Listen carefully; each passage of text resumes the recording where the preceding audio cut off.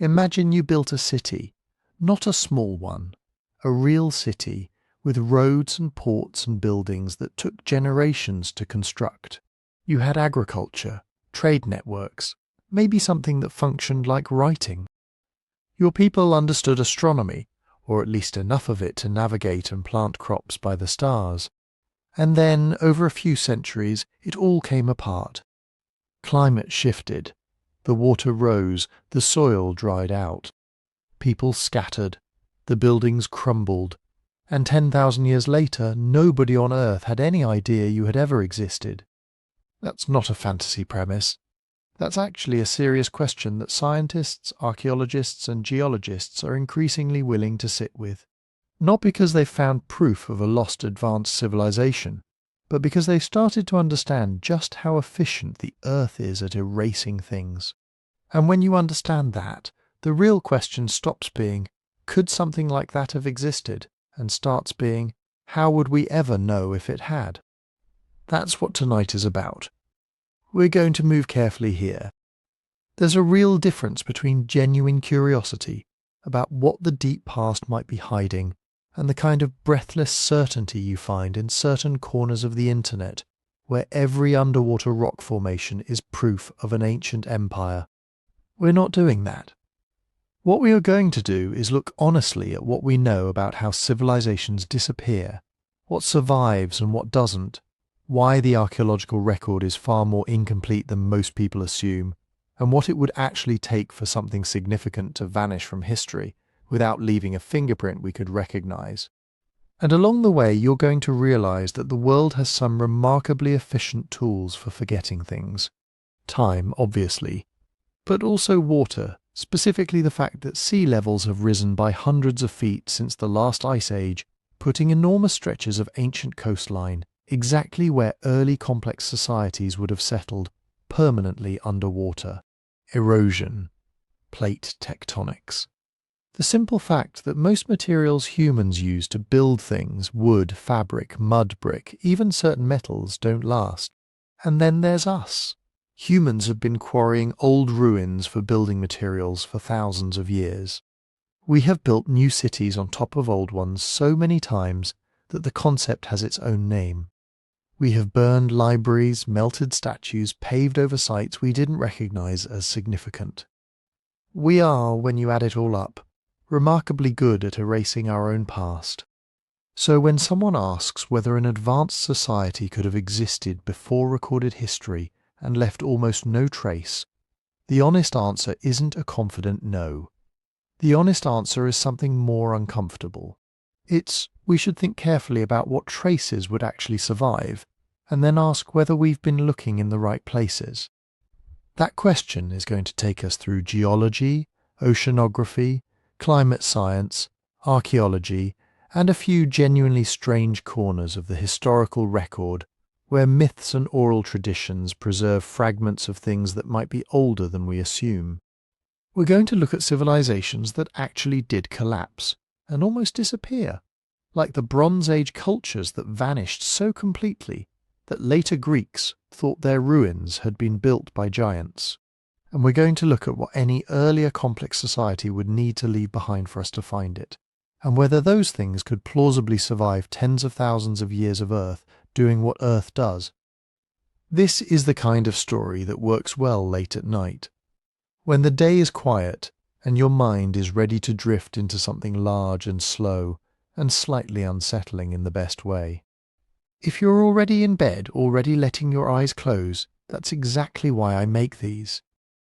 Subscribe if you haven't, and drop a comment telling me where you're listening from and what time it is. There's something I genuinely love about those comments. It's Sydney at midnight and Berlin over breakfast, and somewhere in the American Midwest at 2 a.m, all at once, all tuned into the same quiet mystery. And if you want to listen without any interruptions at all, no ads, no music, just the voice and the story, you can follow the channel on Spotify. The link is in the description. It's free, it helps keep this going, and honestly, it's a pretty good way to listen if you're trying to actually fall asleep. Alright, let's go back, not to a specific date, not to a confirmed civilization, but to a question that the Earth itself might be quietly answering if we learn how to read it. What would we actually miss, and why? Before we can ask whether something was erased, we have to agree on what it was. And that turns out to be harder than it sounds. Because when people say advanced civilization, they usually mean something like us. Cities, electricity, global trade, written language, the internet. But that's setting the bar in a very specific place, and it's a place defined almost entirely by what we happen to have built in the last few thousand years. If we're asking whether something genuinely complex could have existed before recorded history and then disappeared, we need to think more carefully about what complexity actually looks like and which parts of it leave marks. So let's build a definition from the ground up. Technology is the obvious starting point. Stone tools are technology, and we've had those for about 3 million years. But there's an enormous distance between a hand axe and a fired clay pot, and another enormous distance between a fired clay pot and a kiln capable of reaching temperatures high enough to smelt copper. Each of those steps represents not just a different tool, but a different relationship between humans and materials, a different level of understanding about how the physical world behaves under controlled conditions. By the time you're smelting metal, you're doing something that requires sustained high heat, knowledge of ore deposits, transportation of raw materials, and a social system organized enough to support specialists who don't grow their own food. That last part matters more than the metal itself. Because advanced doesn't just mean good tools, it means organized complexity. A society where not everyone is doing the same job, where some people farm, and some people build, and some people trade, and some people manage information. Division of labour is actually one of the clearest signatures of a society that's crossed a threshold from survival to something more structured. It's also, interestingly, one of the things that's hardest to find in the fossil record, because labour doesn't leave bones behind. Engineering is more visible, at least in principle. If a society builds anything large and durable, roads, walls, irrigation canals, harbours, terraced hillsides, those structures can survive for a very long time under the right conditions. The problem is that the right conditions are rarer than you'd think, and we'll get into exactly why in later sections. But for now, the important point is that engineering scale construction implies things we care about: planning across time, collective labour, some system of authority or cooperation that can direct hundreds or thousands of people toward a shared goal over years or decades. A single person doesn't build a canal. A band of 30 hunter-gatherers doesn't build a harbour. Writing is where most people draw the line. We call it the beginning of history for a reason. Writing lets a society store information outside of human memory, pass it between strangers, and accumulate knowledge across generations in a way that oral tradition struggles to match at scale. But here's the thing worth sitting with. Writing is also almost comically fragile. It exists on clay, papyrus, bark, skin, stone. Of those materials, stone survives well, clay survives under certain conditions, and everything else tends to disappear within centuries, unless someone is actively protecting it.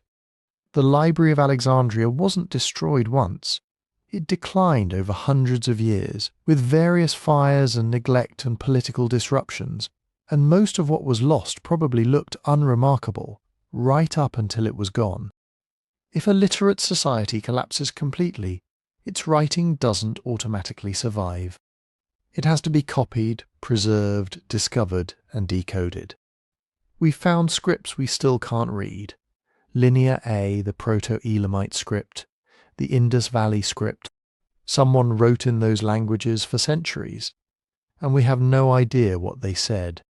So writing is a signature of complexity, but its absence isn't evidence that complexity didn't exist. That's a crucial distinction, and one that archaeologists are careful about. What does survive more reliably are what you might call ecological signatures. Evidence that a human population was interacting with its environment in a systematic, large-scale way. Domesticated plant and animal species, When you domesticate wheat, you change it genetically, and those genetic changes persist in wild descendants for thousands of years. You also change the landscape. Clearing forest for agriculture creates a particular kind of sediment record. Pollen sequences in ancient lake beds show shifts in vegetation that correlate precisely with human activity. Grazing animals compact soil differently than wild ones. Irrigation leaves chemical traces in sediment layers. These are not obvious things to find, but they're findable. And they tell you that someone was doing something organized and large-scale, even when they left no buildings and no writing behind. Trade networks are another signature that doesn't require walls or words. When obsidian from a specific volcanic source in Anatolia shows up at sites in Egypt, or shells from the Mediterranean show up in settlements 1,000 kilometers inland, that's evidence of a system. Someone organized the movement of those objects. Someone understood the value of what they were trading. Someone maintained relationships across distance over generations. And the objects themselves are durable. Stone doesn't rot. Shell mostly doesn't either.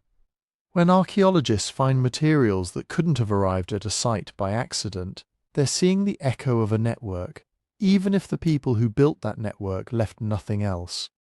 Pollution is newer to this list, but increasingly useful. Certain human activities leave chemical signals in ice cores, lake sediments, and peat bogs. Smelting metals releases lead and copper particulates. Burning large areas of forest for agriculture changes carbon ratios. These signals can persist for tens of thousands of years in the right depositional environments. We've actually detected what appears to be early metallurgical pollution in Greenland ice cores, going back well before what we consider the start of the Bronze Age. That data is still being interpreted, but it illustrates the point. Even industrial activity, if it happened, might leave traces we're only now learning how to read. This brings us to a concept that archaeologists call taphonomy. It's the study of what happens to things after they die or after they're abandoned. How organic material decays, how sediment buries and preserves, how objects move through the environment over time. Taphonomy is essentially the science of survival bias, of understanding not just what we find, but why we find those things and not others. And when you take it seriously, it changes how you think about the archaeological record. The record is not a neutral sample of everything that existed.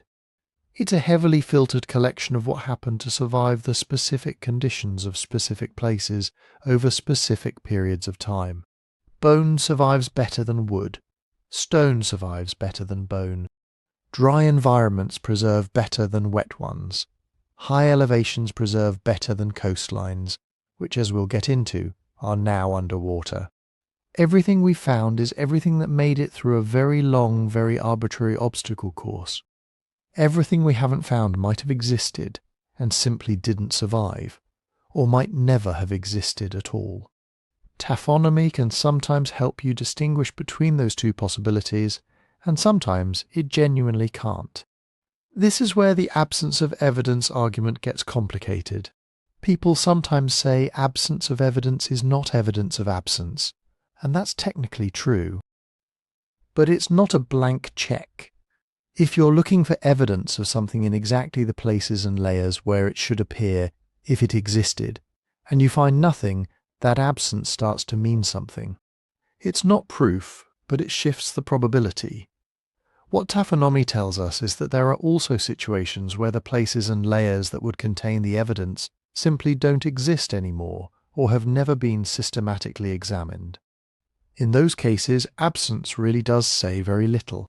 For a civilization that might have existed 10, 15, 20,000 years ago during and before the last ice age, we are genuinely in that second category in many respects. The coastlines where complex societies would most likely have settled are under hundreds of feet of ocean. The sediment layers that would contain their debris have been scoured by ice sheets, buried by river systems, or simply never excavated because we didn't think to look there. The organic materials they would have used for almost everything are gone. What would remain are the hardest, most durable signals. The geological ones, the chemical ones, the genetic ones. The deep structural marks left in the landscape by people who were doing things at scale. Whether those marks exist, and whether we've learned to recognize them for what they are, is the actual question underneath all of this. And to understand why finding them would be so difficult, you first have to understand just how thorough the Earth is when it decides to bury something. The planet does not just sit there politely holding on to whatever we leave on its surface. It is constantly, relentlessly grinding, dissolving, and carrying things away. From our perspective, landscapes feel permanent because human lives are short. A village might last for centuries, a city for millennia. The mountain on the horizon looks eternal because your grandparents saw the same outline, and their grandparents did too. But from the perspective of geology, everything is in motion. Rock is temporary, coastlines are a phase. A building, even a city, is just a brief experiment in how long a stack of materials can resist water, wind, temperature, and chemistry. Start with the simplest enemy, rain. Every drop that falls on a wall, a road, a temple does a tiny amount of work. It seeps into cracks, dissolves minerals, loosens grains of sand. Multiply that by billions of drops over thousands of years, and you have a solvent that can literally eat mountains. Flowing water is worse. A small stream can carry away silt and sand, undercut foundations, widen cracks in masonry. In flood, that same stream becomes a demolition machine, lifting whole blocks, ripping out bridges, scouring away anything not anchored deeply enough into bedrock. Wind is less dramatic in the moment, but just as effective given time. Dust and sand picked up by wind turn into a natural sandblaster. It rounds carved edges, erases inscriptions, softens sharp corners into featureless lumps. Ancient stone statues in deserts lose their faces not because someone vandalized them, but because they spent a few thousand years being lightly sandpapered from every direction. Paint goes first, fine carving goes next. Eventually you're left with anonymous boulders, still technically there, but no longer obviously artificial. Then there is the freeze-thaw cycle, one of the most efficient silent destroyers on Earth. Water seeps into tiny pores and cracks in stone or concrete. When the temperature drops below freezing, that water expands as it turns to ice, forcing the cracks slightly wider. When it thaws, more water can enter, freeze again, expand again. Repeat this process for a few hundred winters, and you can split a boulder, peel apart a wall, or shatter a staircase into rubble. In regions with strong seasonal swings, even very durable materials eventually fracture, crumble, and become part of the surrounding soil. Rivers take whatever these processes break loose and move it. They eat at their banks, shift their channels, and meander across floodplains like slow, restless animals. Over time, a river can migrate kilometers away from where it used to be, abandoning old beds, cutting into new ground, and depositing layer after layer of silt and sand over whatever happened to be in its path. A town built near a river might flood repeatedly for a few centuries, then be buried entirely by its own flood deposits, and finally sit beneath farmland or a new city, with no visible trace left at the surface. All of this mechanical shredding is only half the story. The other half is chemical. Soil is not just ground up rock, it is a living mix of water, oxygen, carbon dioxide, organic acids produced by plants and microorganisms, and countless tiny scavengers. Anything organic that ends up in that environment, wood, cloth, leather, bone, enters into a race against decomposition. In most climates, the microbes and fungi win quickly. Bone seems tough, but it is mostly a porous composite of mineral and collagen, in mildly acidic soil that mineral dissolves. The collagen is eaten by bacteria. Given a few thousand years, even a mass grave can melt away until only faint discolorations or differences in soil texture mark where bodies once lay. Wood fares even worse. exposed wood rots in decades. Buried wood, unless sealed in waterlogged oxygen-poor conditions, is consumed by fungi and bacteria, leaving a ghost of darkened soil, sometimes an impression, but no structure. Textiles are some of the most fragile artifacts we make. Cotton, linen, wool, silk, these are all organic fibres. Without extremely dry, frozen or anoxic conditions, they vanish within centuries. We know this because we almost never find them older than that, unless they happen to have been trapped in peat bogs, sealed in tombs, or desiccated in deserts. Imagine a civilization that expressed much of its complexity through cloth, rope, woven mats, and paper-like materials. Most of what defined it at the everyday level would be gone long before anyone came digging. Even many metals do not behave the way our intuitions tell us. Iron rusts. Exposed to oxygen and water, it forms flaky iron oxides that eventually crumble, taking the original shape with them. Thin iron objects, tools, nails, plates, can corrode to nothing over a few thousand years in aggressive soils. Copper and bronze are more stable, but they still corrode, forming thick green patinas or crusts that obscure detail and over longer stretches eat inward from the surface. Under the right conditions, a bronze statue might survive for tens of thousands of years. Under the wrong conditions, it turns into a misshapen lump of corrosion products that could easily be mistaken for a natural mineral deposit. Meanwhile, the land itself is shifting under whatever remains. Dunes march across deserts, grain by grain. A buried building can be uncovered by one migrating dune and then swallowed by another.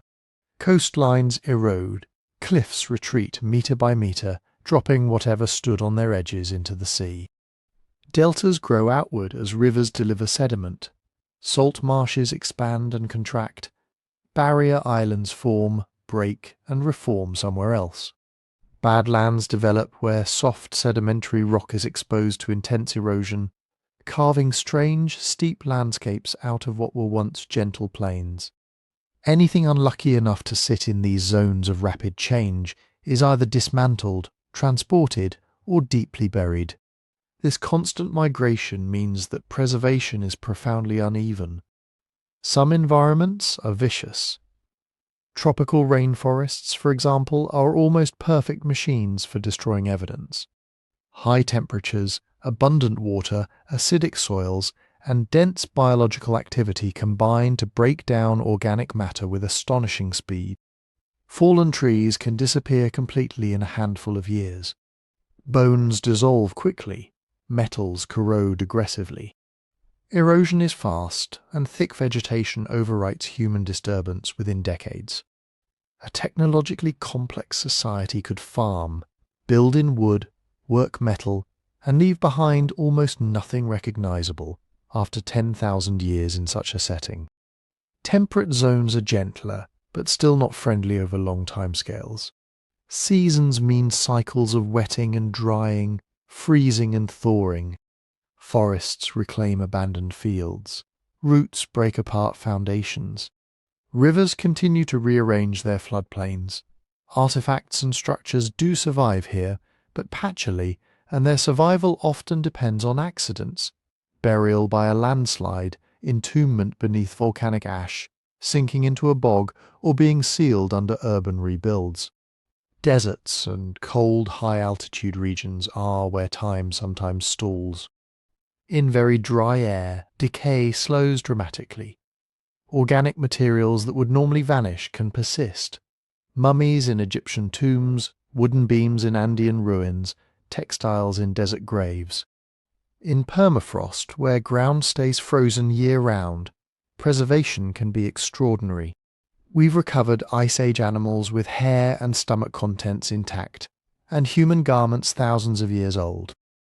But these are rare environmental pockets. They preserve what happens to fall into them. They are not evenly sampling the whole surface of past human activity. This brings us back to stone. Stone is what we mostly find, not because it is what people mostly used, but because it is what mostly lasts. A stone temple can endure when wooden houses around it are gone. A foundation of cut blocks may remain when the mud brick walls it once supported have turned back into undifferentiated earth. But even when stone survives, its context often does not. The paint, the plaster, the carvings, the roofs, the wooden doors and furniture, the fabric canopies, the surrounding gardens and streets, all of the organic and semi-organic parts that told you how the place was actually used, vanish first. So you end up with scattered fragments, a line of worn blocks on a hillside, a few stone tools in a ploughed field, a discoloured layer in a riverbank. They whisper that someone was there, that something was built, that work was done. But the richer details, the scale of population, the intricacy of their crafts, the complexity of their records, erode faster than the raw materials that hinted at them. If we're wondering what kinds of civilizations could be missing from the deep past, this is the filter they would have had to pass through. Not just the violence of singular catastrophes, but the quiet, patient violence of weather and time. And this surface shredding is only one stage. Underneath it, a slower, deeper process is at work, rearranging the very crust those fragments sit in, turning continents into recycling systems that can erase entire chapters of geological history. That recycling system is plate tectonics. If erosion is the planet's paper shredder, plate tectonics is the industrial furnace in the basement, quietly feeding on the shredded pieces and turning them back into raw material. The outer shell of the Earth is not a single solid piece. It is broken into great plates of rigid rock, floating very slowly on the hotter, softer mantle beneath. Some plates carry continents, some carry ocean floors. They slide past each other, collide, pull apart. To us, they are motionless. To geology, they are restless rafts, constantly rearranging the face of the world. Now imagine that, in some deep past, an advanced maritime society hugged a long chain of coasts and shallow seas. Harbours, breakwaters, ports, maybe even cities built out on platforms and islands. Where would most of their remains be today? On the ocean floor. And that is the most temporary real estate on Earth. Unlike the ancient cratons that make up the cores of continents, oceanic crust is young. New seafloor is born at mid-ocean ridges, where molten rock wells up and solidifies. Then, as more magma rises, the older crust is pushed aside, sliding away from the ridge like a slow conveyor belt. But conveyor belts go somewhere. For most oceanic crust, that destination is a subduction zone. At subduction zones, one plate is forced beneath another and sinks back into the mantle. Ocean floor, with all its sediments, all its fossils, all its potential traces of coastlines and harbours and shipwrecks, is dragged downward into a realm of increasing heat and pressure. Given enough depth, it stops being crust in any recognisable sense, and becomes part of the flowing, convecting interior of the planet. On average, oceanic crust is only about 100 to 200 million years old. That sounds like a lot, until you remember that Earth is 4.5 billion years old. There is more time missing from the seafloor record than present in it. Anything built on the deep ocean before the age of the dinosaurs would not just be buried. It would be gone in a literal sense, the rock itself recycled, the atoms of any structures mixed into new magma. Even coastal margins are not safe. Sediments eroded from land pile-up along continental slopes and deep ocean trenches. As plates converge, these piles are scraped, folded, and partly dragged down with the subducting slab. Imagine a great coastal city being slowly buried by its own eroded hinterland. Then the entire margin tilted, folded, pushed downward. After tens of millions of years, its stones would not simply lie deeper. They would be transformed or melted, their original shapes and arrangements erased at the grain level. The Earth is not just covering its tracks, it is reusing the paper. Where plates collide but neither is easily subducted, something else happens: uplift and mountain building. When two buoyant continental blocks meet, they can't easily dive under one another. Instead, they crumple. Layers of rock that were once horizontal are folded, faulted, stacked. A former coastal plain might be shoved tens of kilometers inland and several kilometers up into the heart of a rising mountain range. This sounds like good news for preservation. Higher means drier, right? Maybe more likely to survive. Initially, yes, rocks can be insulated from some surface processes by burial and uplift. But mountain belts are also zones of extreme deformation. Those neat geological layers you see in textbook diagrams, flat bands of sandstones, shales, limestones, get twisted into tight folds, sliced by faults, duplicated and stacked like a shuffled deck. Structures buried within them are stretched, sheared, and dislocated. Picture a city plan drawn on a sheet of rubber. Now crumple the rubber, pull parts of it sideways, fold it back on itself, and finally shred the outer margins with scissors. Somewhere inside, a few distorted pieces of the street grid might technically still exist, but good luck recognizing them as a city, or even as straight lines. That is what colliding continents do to the rocks that carry their older stories. Deeper still, as buried crust is pushed down or over-thickened, the pressure and temperature climb. Here we enter the realm of metamorphism. This is not melting, at least not yet, but it is close. Under metamorphic conditions, minerals rearrange themselves. New minerals grow. Old ones dissolve. Grains rotate and recrystallize. Sedimentary rocks like sandstone or limestone can be transformed into hard quartzite or marble. Shales can become slate, then schist, then gneiss with striking banded patterns. Each step in that progression means more of the original texture, more of the original content has been overwritten. Fossils, if there were any, are among the first casualties. Delicate shells, bone fragments, impressions in mud, they deform, smear, or recrystallize into featureless patches. After a certain point, even a trained geologist can no longer tell what the protolith, the original rock, used to be. And if the rock no longer remembers it was once a shallow seabed, it certainly no longer remembers that it once contained, say, a harbour wall or a buried foundation. This is one of the quietest but most thorough erasers on Earth. Metamorphism doesn't have to pulverize anything to remove its story.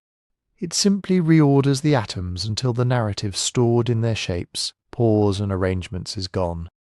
When rocks that have been through this journey are later uplifted and exposed again, they often form the rugged cores of mountain ranges. Hikers admire the beautiful banded gneisses and gleaming marbles. But from the standpoint of reconstructing deep history, these rocks are like reprinted paper. The old text has been replaced by a new pattern. Now step back and look at the planet as a whole. After billions of years of this cycling, spreading, subduction, uplift, erosion, metamorphism, how much of Earth's original surface is left? Very little. Truly ancient surfaces, where the top few meters of rock have remained more or less in place for hundreds of millions or billions of years, are rare. They tend to be found on the oldest, most stable parts of continents, shield areas in places like Canada, Greenland, parts of Africa and Australia. Even there they have been scoured by ice, weathered by rain, veiled by soil. Compared to the enormous span of geological time, most of what we walk on is relatively recent rearrangement. Rocks themselves may be old, but the surfaces that carry our cities, our roads, our traces, are young and constantly refreshed. Imagine trying to study the entire history of a library where the floors, shelves and walls are ripped out and rebuilt every few 100,000 years. A few books might be left from older phases, accidentally walled up in a corner or buried under a stair. Most will be gone without a trace. This is where it helps to compare Earth with worlds that do not recycle themselves so aggressively. Look at the Moon. Its surface is ancient. There is no wind, no rain, no plate tectonics. Impacts pockmarked it in the early solar system, and those craters are still there. You can see scars billions of years old with a backyard telescope. If someone had built a city on the moon a billion years ago and it had been made of stone, large-scale outlines might still exist today, softened by micrometeorite dust but not dragged into the mantle. Mars too has areas where the crust has sat in place for extremely long periods. Its volcanoes and canyons preserve features hundreds of millions of years old. There is erosion, dust storms, seasonal frosts, ancient river channels, but no global system that routinely swallows and remakes the crust. Sediments stack, craters accumulate. The old is more likely to stay on top of the new, rather than being thrust underneath it. Earth is the opposite. Our world keeps clearing its canvas. This constant clearing is not just a geophysical curiosity. It sets hard limits on how far back we can realistically expect to see the fine details of any surface civilization, especially one that relied heavily on coasts and seaways. It also points us toward the places where traces are most likely to be hidden, not out in the deep ocean, where crust is young and doomed, but where water and land interact in more complicated ways. Those liminal zones, the floodplains, the shifting deltas, the drowned shelves at the edges of continents, are where we turn next. Follow a river from its source to its mouth, and you are really following a conveyor belt of ground-up continents. High in the mountains, water is fast, thin, and wild. It cuts into rock, plucks boulders from cliffs, grinds them into gravel, sand, and silt.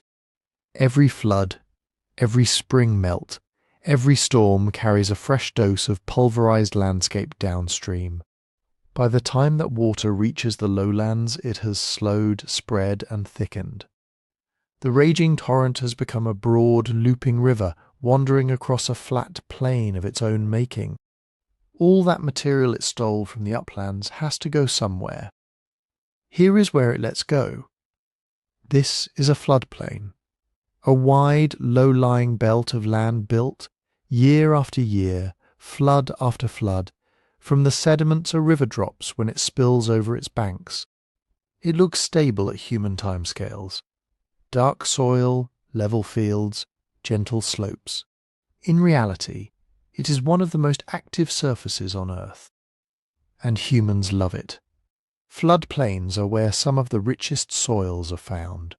Regular doses of silt and clay keep them fertile without fertilizer. Rivers bring water, fish, transport. They knit together far-flung regions into trade routes.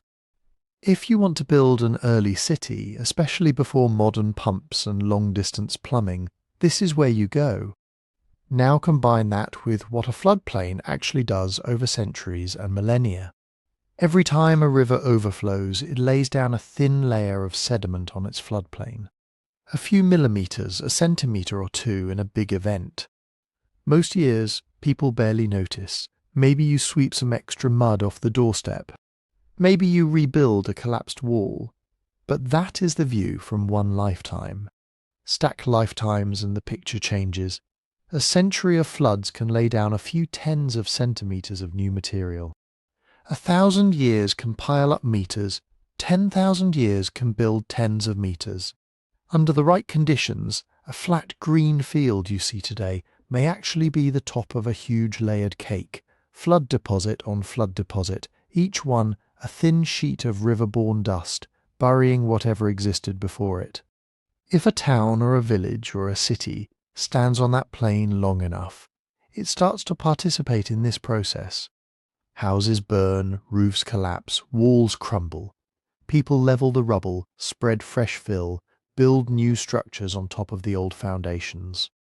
Floods bring in more silt, wind blows in more dust. Trash pits, broken pottery, abandoned streets all get covered, flattened, reused. In places like ancient Mesopotamia, this cycle played out for millennia. The result is what archaeologists call a tell, an artificial hill created by the repeated burial and rebuilding of settlements on the same spot. From a distance, a tell can look like a natural rise in an otherwise flat valley. Up close, when you cut into it, You find stacked layers of human life, one on top of another, separated by thin bands of river mud and wind-blown dust. To the people who lived in those cities, the past was literally underfoot. A new temple might be built on the levelled ruins of an older one. A house might dig its cellar into someone else's courtyard from centuries before. Over time, the whole complex slowly rose above the surrounding plain, riding on a pedestal of its own debris. Now imagine standing in the same place after the city is finally abandoned.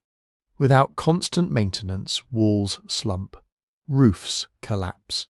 Mud brick dissolves in rain. One or two big floods later, and the last visible ruins are eroded into shapeless mounds. The river keeps delivering silt. Farmers arrive, attracted by the same fertile soil that drew the first settlers. They plough the surface, smoothing those mounds a little more each year. Give it enough time, and that once bustling city becomes an unremarkable low hill in an endless expanse of fields. No soaring ruins, no jagged walls, just a subtle swelling of the ground, maybe a slightly different colour to the soil after the plough passes. That is, if the river stays where it is. Floodplains are not just about vertical stacking. They are about horizontal wandering. Big rivers do not like to stay in neat, fixed channels. Over centuries they swing back and forth across their plains in great looping bends. They cut into one bank, deposit on the other, abandon old meanders, carve new ones. Whole channels can shift kilometres sideways. Deltas can leap to new positions along a coastline after major floods or tectonic jolts. From above, over long spans of time, a mature river doesn't trace one line, it scribbles all over its floodplain. If a city happens to sit near an active channel, that scribble can be catastrophic.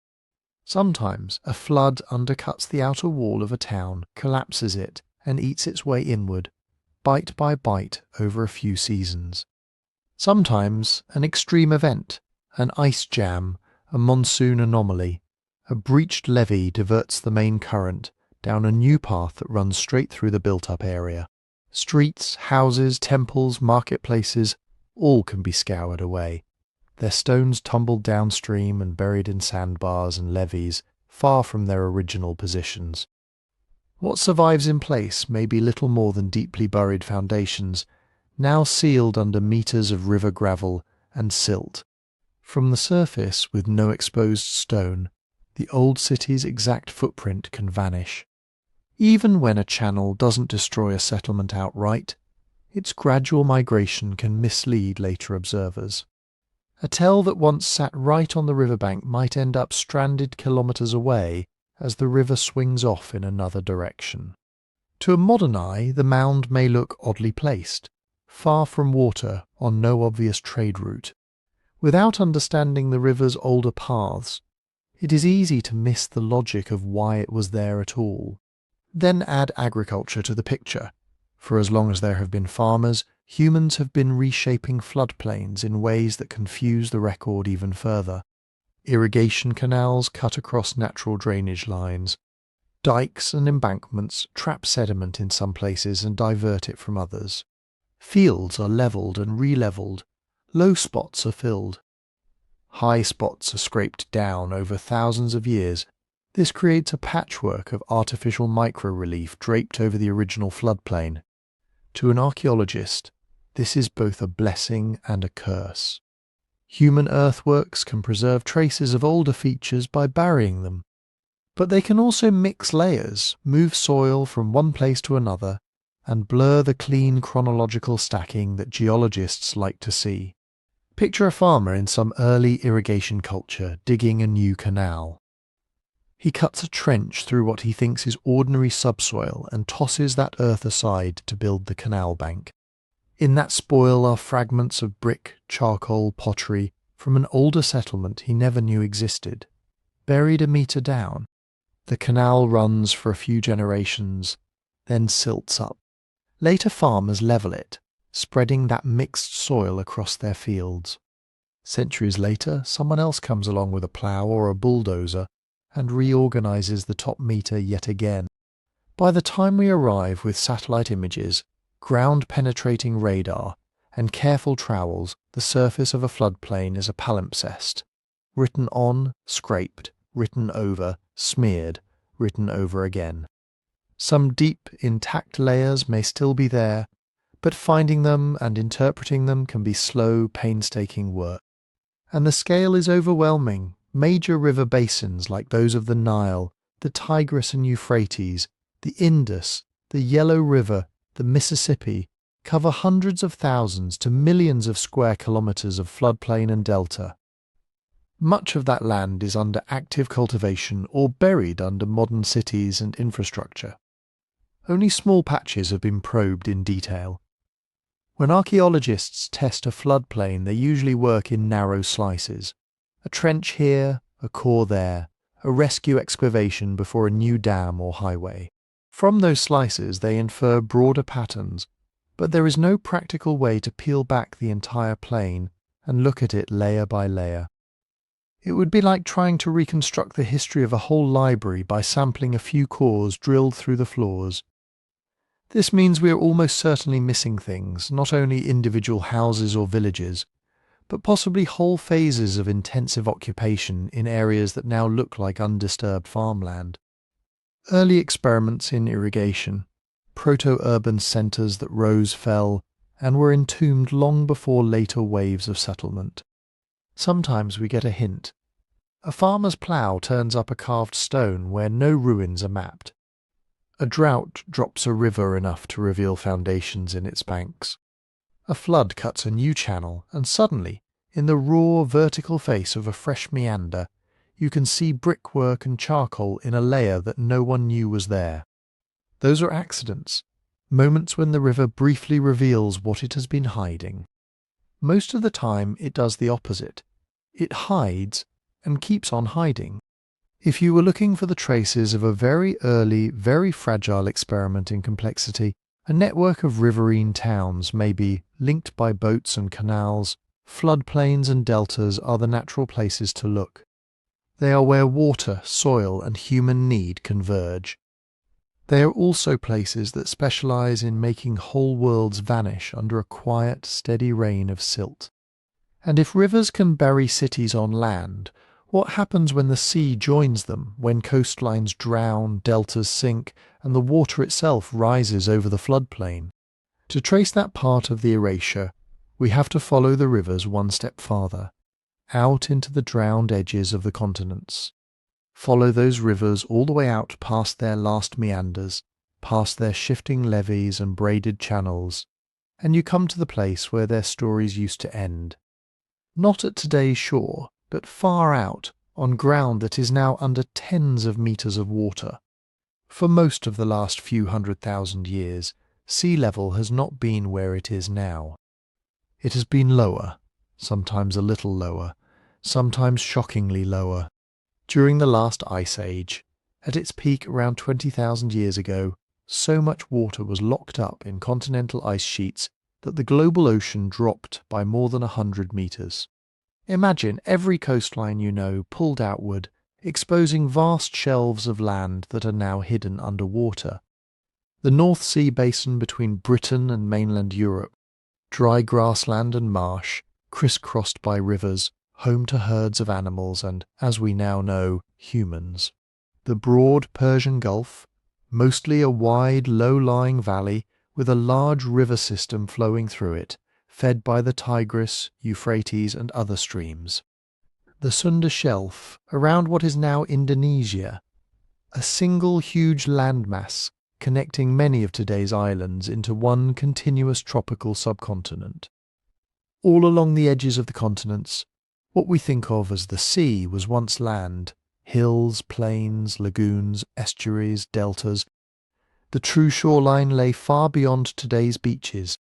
Then the Ice Age ended, not all at once, not overnight, but in pulses. Glaciers melted, ice sheets thinned, retreated, collapsed.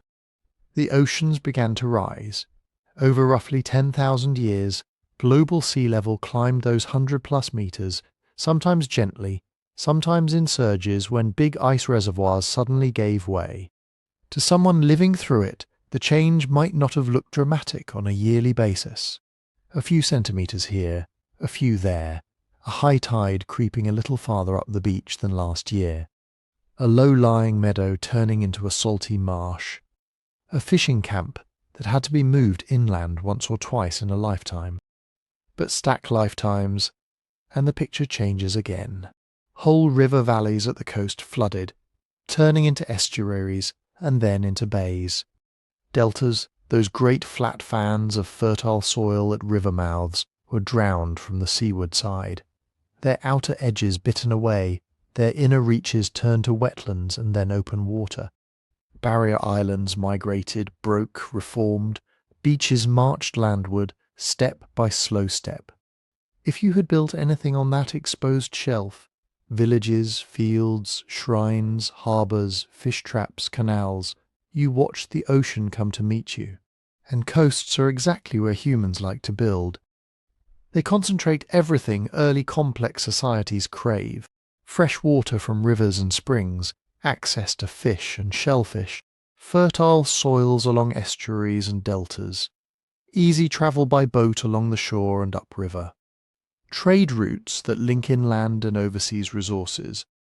A coastal settlement can act as a hinge between worlds, sea and land, river and ocean, different ecological zones, different cultural regions.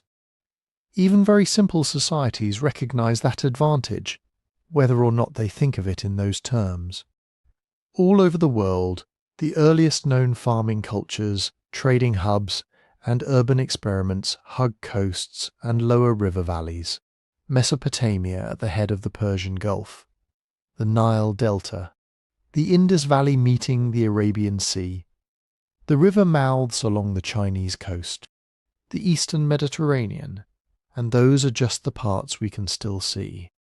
Shift the shoreline by tens of kilometres, flood the outer deltas, drown the low shelf, and you do not just erase beaches. You erase the prime real estate, the best fishing grounds, the easiest harbours, the obvious places for early experiments that sat somewhere between village life and full-blown cities. The hard part is that the ocean is not just a gentle blanket of water. It is an active, abrasive, dissolving, rearranging force.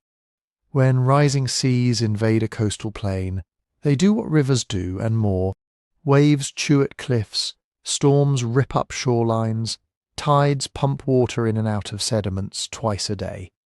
Fine-grained muds settle in sheltered spots. Sands and gravels shift back and forth along the coast. Organic remains get eaten, scattered or rotted away by marine life. Stone structures can survive, but they may be toppled, buried or broken. Wood decays, metal corrodes, fibres and textiles vanish. Even where things are preserved, they are hidden under layers of marine sediment in cold, dark water, often far from any obvious landmark. For an archaeologist working on land is already like reading a book with half the pages missing. Working underwater is like trying to read those same pages in a locked, flooded archive where you need special equipment just to crack the door. Visibility is poor. Light fades quickly with depth.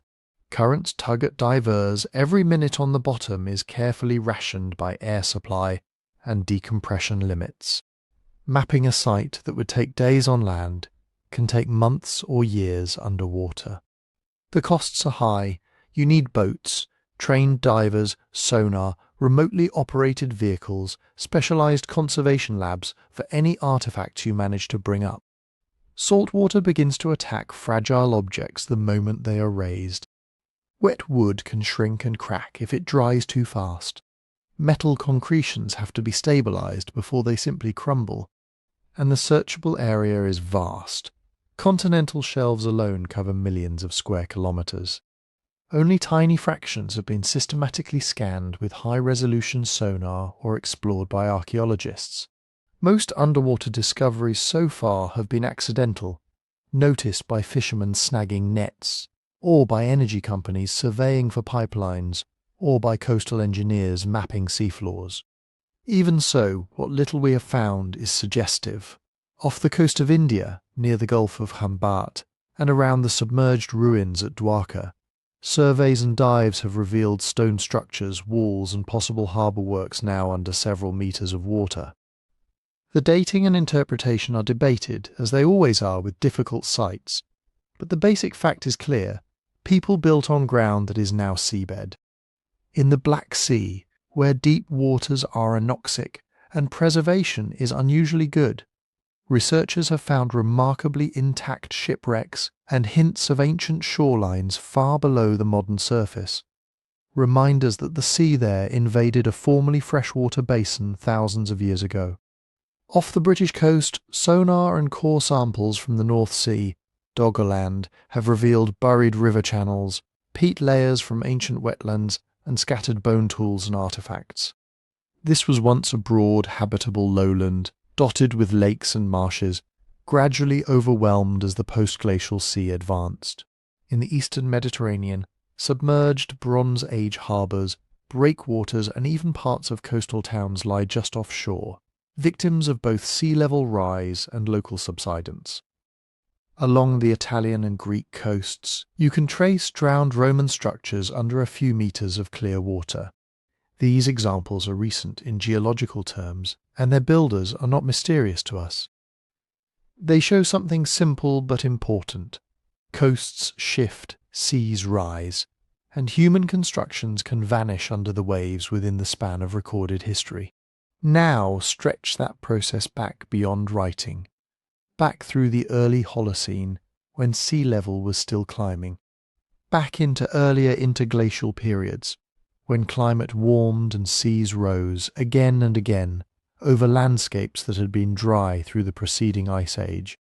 Every interglacial would have created new coastlines, new estuaries, new deltas. Every glacial maximum would have exposed wide shelves.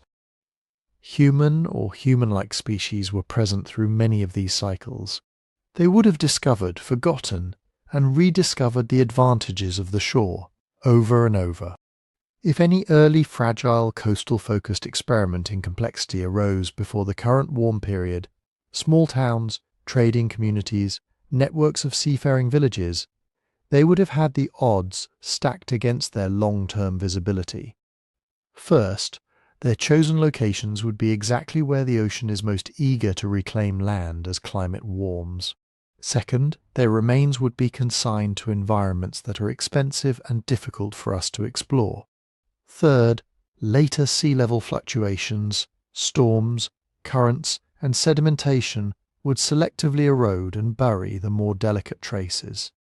This does not mean there was a hidden industrial civilization with skyscrapers and satellites on some vanished shelf. The geological and geochemical footprints of that would be hard to miss. But it does mean that large portions of the story of early coastal life, and perhaps the earliest steps toward complex, maritime-oriented societies, may lie offshore in zones we have barely sampled. From the quiet surface of the sea, looking inward toward modern cities clustered along today's coasts, it is easy to think we are seeing the whole stage of human history. In reality, we may just be looking at the latest set. Beyond the surf, under the silt and sand of the drowned margins, older acts may be entombed, their props and backdrops blurred by water and time. And even where the sea does not reach, the climate itself can alter the script. Because sometimes the water does not just rise slowly and steadily.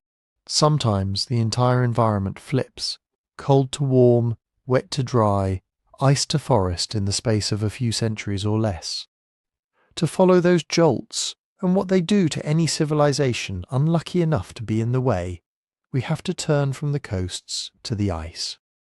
Ice is slow when you watch it, but in the long view, ice can behave like a switch. Over the last couple of million years, Earth's climate has not been a steady, gentle curve. It has been a sawtooth, long, grinding descents into cold and shorter, relatively sharp leaps back into warmth. Glaciations grow like debts, a bit more snow each winter than melts each summer. Year after year, century after century, until ice sheets hundreds or thousands of meters thick sprawl out from the poles. Sea levels fall, deserts expand. Forests retreat into scattered refuges. Grasslands stretch across what are now temperate zones. Then, for reasons that have to do with subtle shifts in Earth's orbit and axis, plus feedbacks from ice and oceans and greenhouse gases, the system tips the other way. Warming accelerates. Glaciers thin, ice fronts pull back, meltwater floods into the seas. Each full cycle, cold build-up, warm release, takes on the order of 100,000 years in the recent part of Earth's history. Within that broad rhythm, habitable zones migrate like slow-moving belts around the planet. Where boreal forest stands today, there may have been tundra and ice. Where temperate forest once spread, there may have been open, windswept steppe. Regions that are fertile now may have been locked in permafrost. Regions that are marginal now may have been lush. To a species that lives for 70 or 80 years, this is almost invisible. To a society that lasts a few centuries, it is a creeping pressure rather than a single catastrophe. But over the course of a glacial cycle, the entire map of good places to live is redrawn. That's the slow version. Layered on top of those long swings are the jolts, abrupt climate events where the system seems to lurch from one state to another in a geological instant. Ice cores from Greenland and Antarctica record these lurches as sharp steps in the chemistry of ancient snow. Ratios of oxygen and hydrogen isotopes that track temperature. Entrapped bubbles of greenhouse gases. Layers of dust and volcanic ash. The cores are like tree rings but for ice, year by year, sometimes season by season, for hundreds of thousands of years. When researchers first started reading them at high resolution, they found something unsettling. Temperatures in the North Atlantic region have not always drifted gently. They have at times spiked up or crashed down by several degrees in a matter of decades. Maybe less. Events like the Younger Dryas, around 12,900 years ago, when a warming world was suddenly thrown back into near-glacial cold, probably by a massive influx of fresh water into the North Atlantic, or even smaller cold snaps and warm surges, the so-called Dansgaard-Eschger events, popping in and out through the last ice age. We don't have daily weather reports from those times. We cannot say that any particular year felt like a disaster movie. But we can say that on the scale of human generations, environments changed fast enough to demand new strategies, or to punish anyone who could not adapt. Picture a community that has built its life around a rich tundra forest edge, with migratory herds passing predictably each year. Fish runs in swollen spring rivers berries and nuts from nearby woods. Then, within a few lifetimes, the winters lengthen, summers shorten, vegetation zones shift hundreds of kilometers south. Rivers freeze longer. Herd routes bend away from your valley.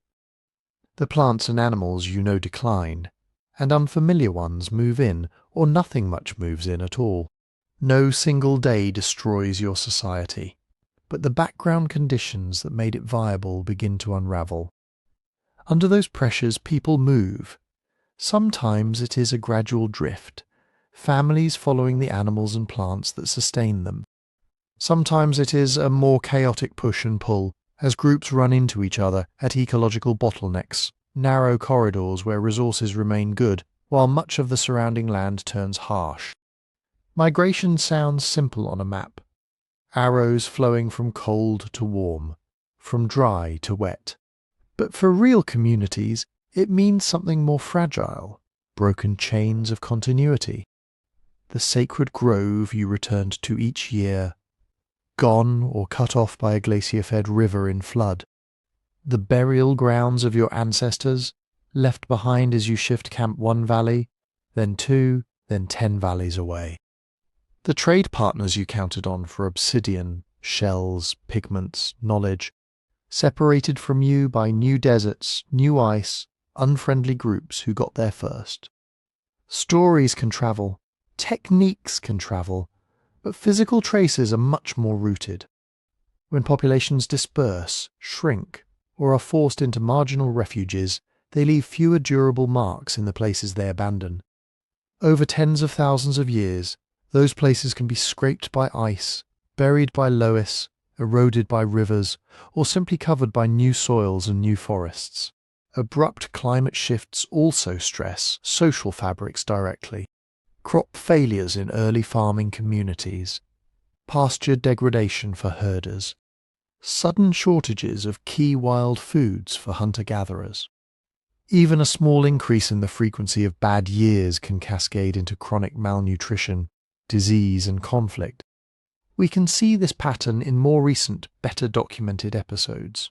Droughts helping to destabilize Bronze Age societies in the eastern Mediterranean. Multi-year failures of the Nile flood contributing to political stress in ancient Egypt. The so-called Little Ice Age amplifying famine and unrest in early modern Europe and Asia. For deeper time without written records, the signals are subtler. Layers of charcoal hinting at increased burning. Shifts in the kinds of pollen preserved in lake mud, marking forests thinning into grassland or scrub. Abrupt interruptions in the occupation layers of archaeological sites. One period of dense activity, then a gap, then a different kind of material culture appearing later. These are not smoking guns for the fall of advanced civilizations in the sense we know today. What they do show is that climates capable of pushing even simple societies to relocate or reorganize have been a recurring feature of the last 100,000 years. And they remind us that the absence of continuous remains in one place does not mean the people themselves vanish. They may have thinned out, scattered, merged with neighbours, or shifted their centres of activity to zones that are now hard for us to access. Steep uplands, deserts that were once greener, continental shelves that are now under the sea. Climate proxies are our main guides to these lost environmental worlds. Ice cores, with their fine-scale record of temperature and atmosphere. Pollen grains, trapped in the quiet sediments at the bottoms of lakes and bogs, telling us what plants dominated a landscape at any given time. Tiny shells of plankton in seafloor muds, whose chemistry shifts with ocean temperature and acidity. Tree rings in the shorter term expanding and narrowing with good years and bad. Put together they reveal scenes we can barely imagine. Europe as cold open steppe, dotted with mammoth and reindeer. The Sahara pulsing between desert and savanna with lakes.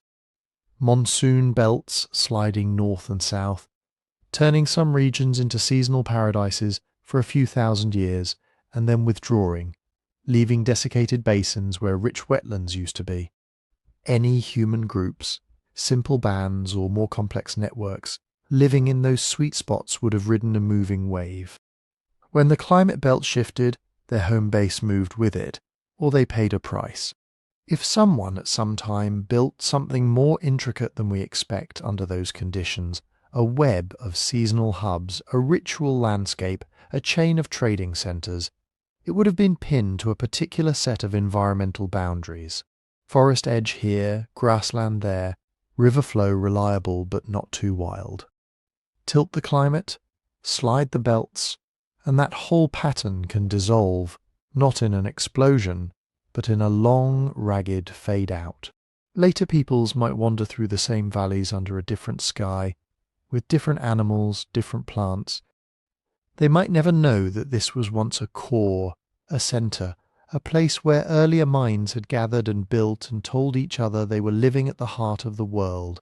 From our vantage point we see fragments, a scatter of tools in an unexpected place, a sudden change in pottery styles, an unexplained abandonment of a once flourishing site. From the planet's vantage point, it is just the climate doing what it has always done, testing, shifting, rewarding flexibility, punishing rigidity. Ice grows and retreats, rains move, habitable zones glide across the map. Populations follow, collide, or fade. For any delicate experiment in complexity, that moving target is as dangerous as any flood or earthquake. Which brings us to the moments when climate stress and sudden catastrophe line up, the times when the background strain of change meets a single violent blow. When people imagine the end of a civilization, they often picture one big event, a wall of fire on the horizon, a wave swallowing the coast, a rock falling from the sky. Reality is usually messier. Societies fray, adapt, move. Decline is often a long slope, not a cliff. But sometimes there really is a cliff. And when it comes, it does something very important for our question. It acts like a reset button.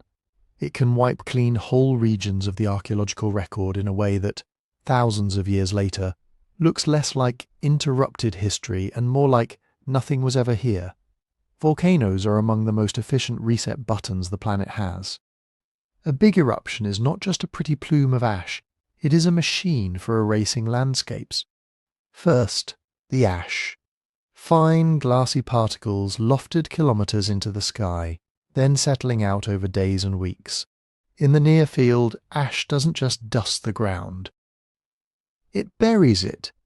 Tens of centimetres, metres, in extreme cases even tens of metres.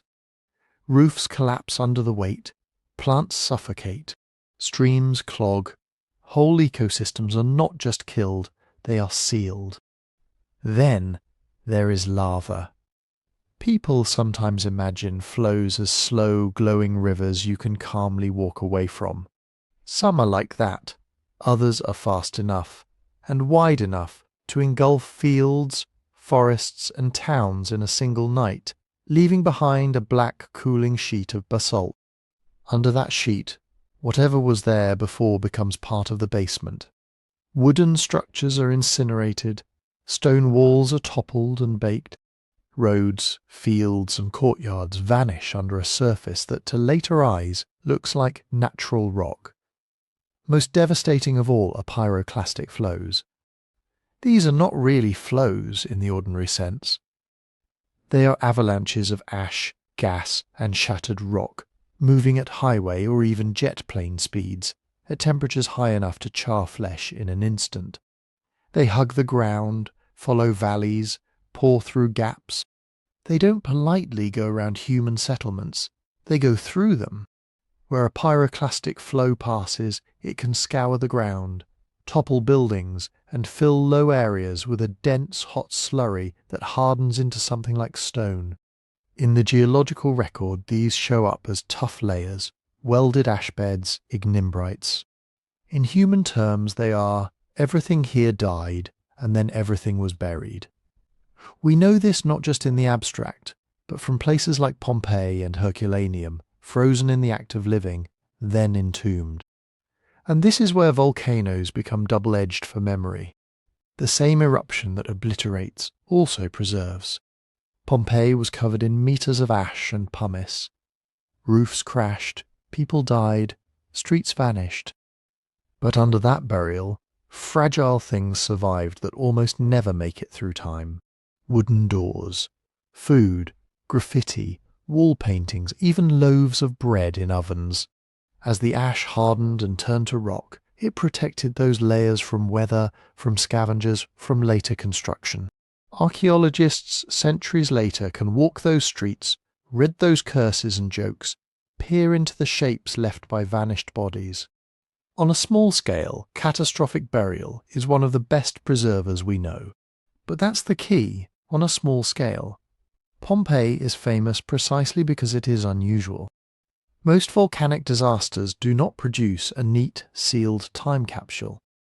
They obliterate without conveniently wrapping the remains for future study.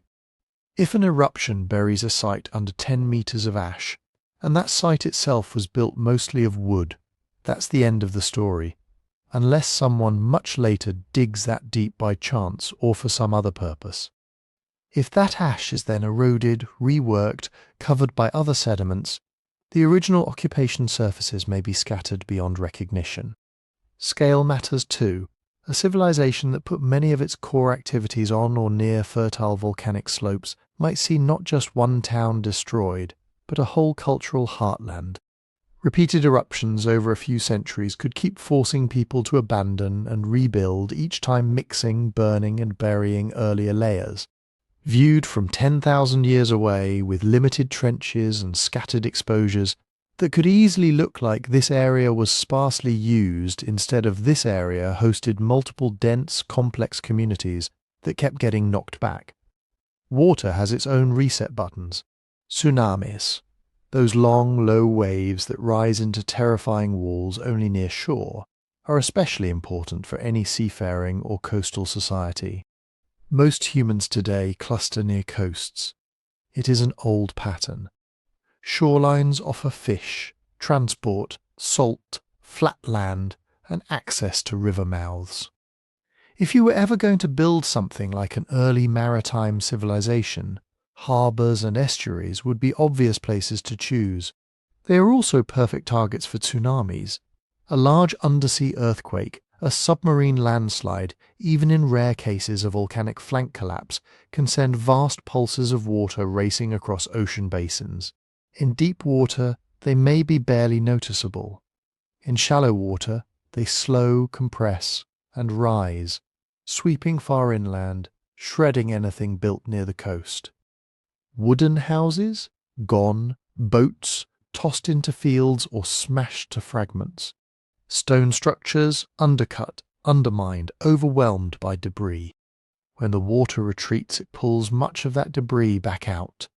What remains on land may be chaotic piles of rubble, silt, and vegetation, spread over a wide area.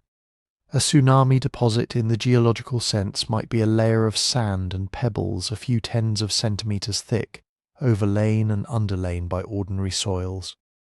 If the buildings were modest, organic, and repeatedly rebuilt, the tsunami's signature in the archaeological record can be subtle. An odd sand layer, some disarticulated bones, broken pots, shells in the wrong place.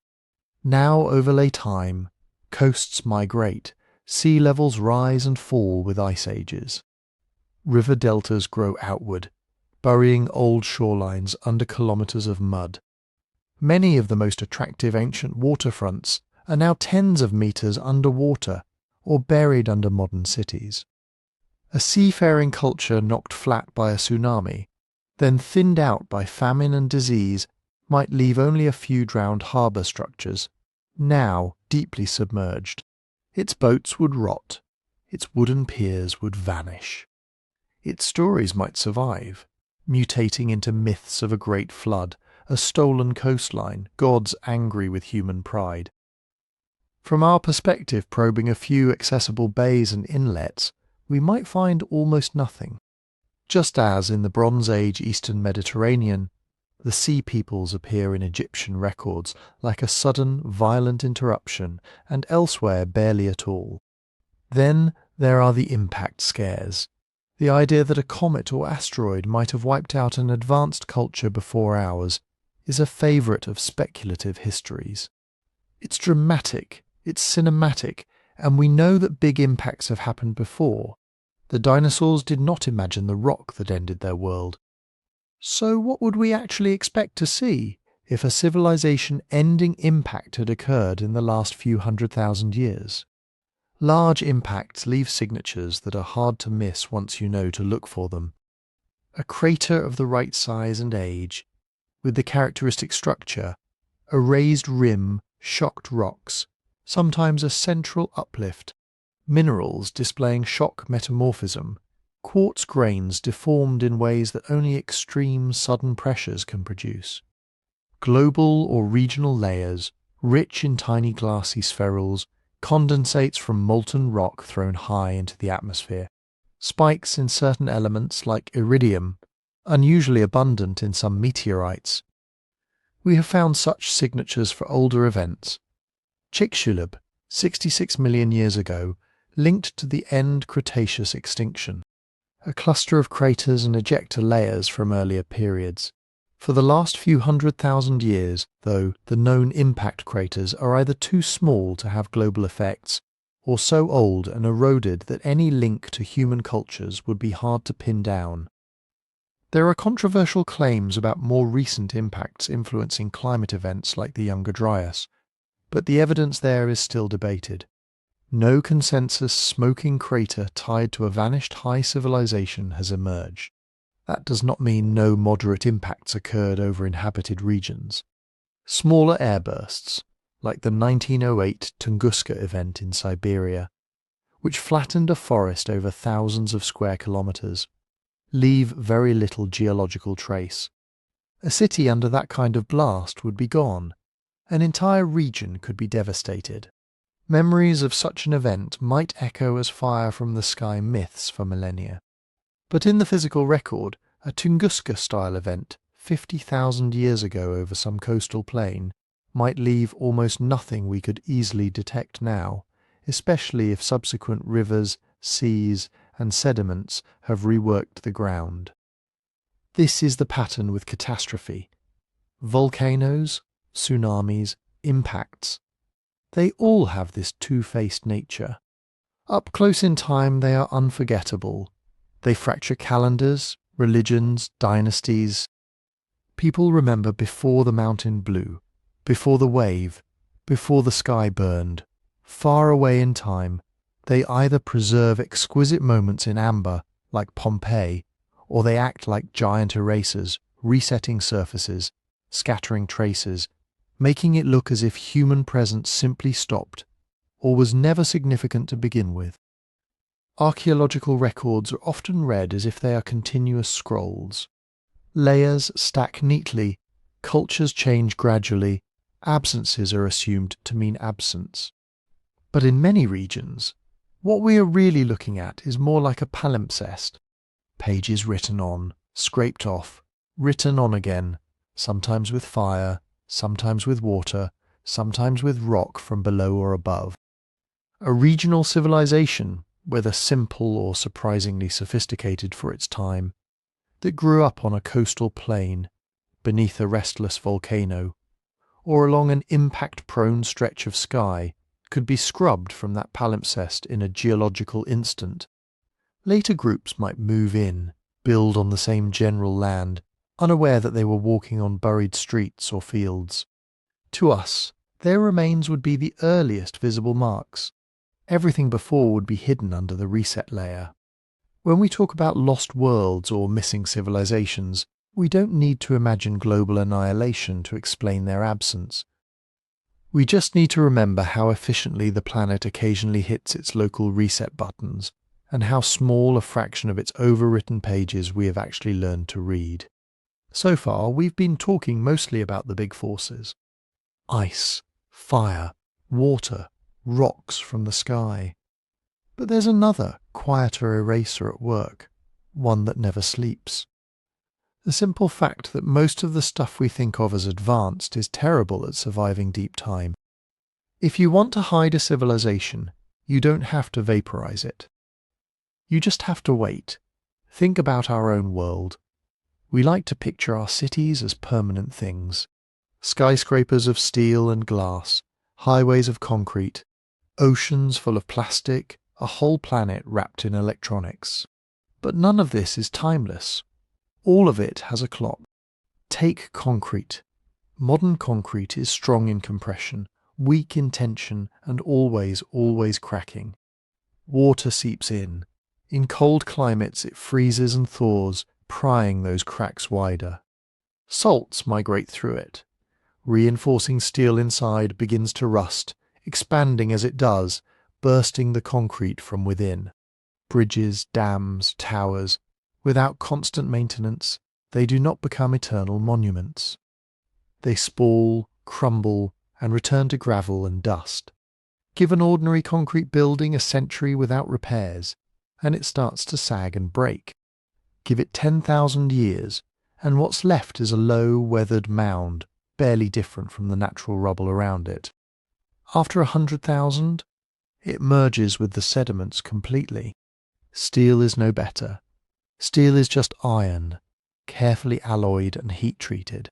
Expose it to oxygen and water, and it wants to go home to rust, to iron oxide, the state it prefers in nature. Corrosion is not gentle. It doesn't quietly patina the surface and stop. In the presence of moisture, especially salt water, rust can eat through beams and plates astonishingly fast. Ships abandoned at sea break apart within decades. Oil platforms left to the waves twist, collapse and topple. Bury steel, and microbes join the attack.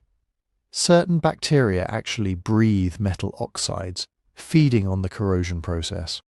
Underground pipelines, if not perfectly protected, develop pits and holes in just a few human lifetimes. Extend that out to geological time, tens of thousands, hundreds of thousands of years, and you're not talking about rusty relics. You're talking about traces of trace elements, maybe a subtle chemical anomaly in a soil layer. Nothing that screams skyscraper. Plastics feel more ominous because they are so persistent on human scales. Bags, bottles, fishing nets drifting for decades, maybe centuries. But plastics also decay. Sunlight breaks their long chains. Waves grind them into fragments. Microorganisms are slowly evolving to chew them up. Over long spans, plastics don't remain as intact artifacts. They become microplastics, then nanoplastics, then carbon and hydrogen redistributed into other compounds. It is possible that millions of years from now, a thin layer rich in odd polymers or their breakdown products will mark the Anthropocene. But that's not the same as a plastic cup, or a phone or a toy surviving to be held in someone's hand. Electronics are worse. Computer chips, circuit boards, displays, all of these are delicate sandwiches of metals, plastics, ceramics and glues. Expose them to heat, moisture, mechanical stress, and they fail quickly. A smartphone dropped in a forest is not a time capsule. Its battery swells and leaks. Metals corrode. Plastics crack. Organic components are attacked by fungi and bacteria. Within a few hundred years, most of it is dust and dispersed metal ions. Within a few thousand, only tiny, unremarkable bits of ceramic or glass might remain, indistinguishable from natural grains. And that's assuming nobody picks it up first. Because another big problem for preservation is us, or whatever intelligent beings come after. Abandoned cities don't just sit there. They get mined. Later people move in, see piles of cut stone, lumps of metal, strange artifacts, and they do the obvious thing. They reuse them. We see this clearly in history. Roman temples stripped to build medieval churches. Bronze statues melted down for coins and cannon. Old walls quarried to make new houses.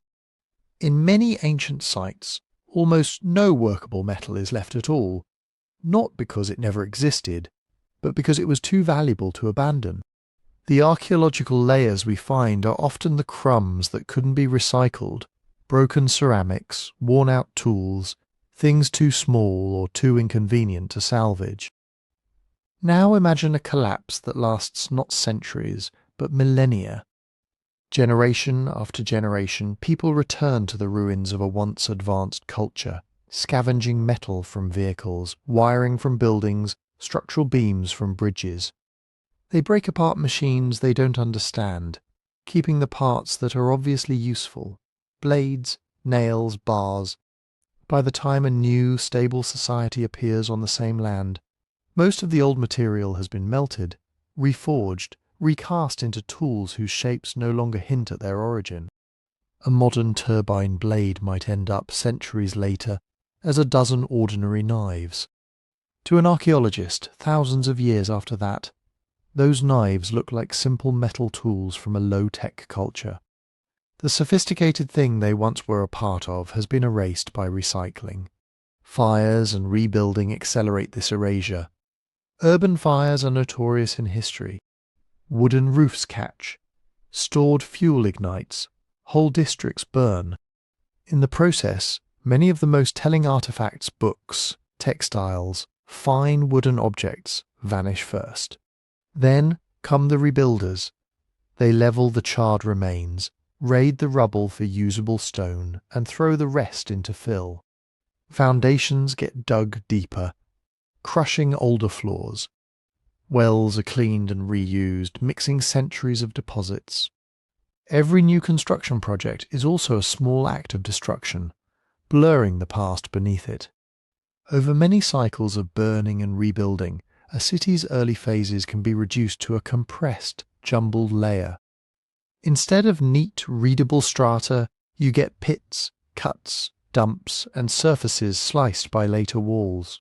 The diagnostic things, the inscriptions, the specialized tools, the oddities that might make you say this was something different, are precisely the ones most likely to be reused, looted, burned, or broken first. This is why, in the very long run, stone is king. Stone monuments survive not because they are particularly advanced, but because they are stubborn. They don't rust. Many of them resist dissolution. They are too big to recycle easily and too heavy to carry off completely. Pyramids, megaliths, carved temples. These are the celebrities of deep time because they play well with weather and neglect. Even then, they soften, slump and sink. Faces blur on statues. Inscriptions fade. Walls collapse after 100,000 years of freeze-thaw and root pressure. Even a pyramid could be reduced to a strangely regular hill. And stone is the exception. Most sophisticated things, electronics, composites, engineered polymers, reinforced concrete, are made to perform brilliantly for decades, occasionally centuries, not for geologic ages. They depend on complexity, tight tolerances, and specific environments. Take away the maintenance, the power, the people, and they begin to fall apart. If a technically capable culture had flared and faded 100,000 years ago, its stonework, if it favoured stone at all, would have the best odds of making it to us. Its metals would mostly have returned to oxides, scattered through soils. Its plastics and synthetics would be long chewed, crushed, and chemically altered.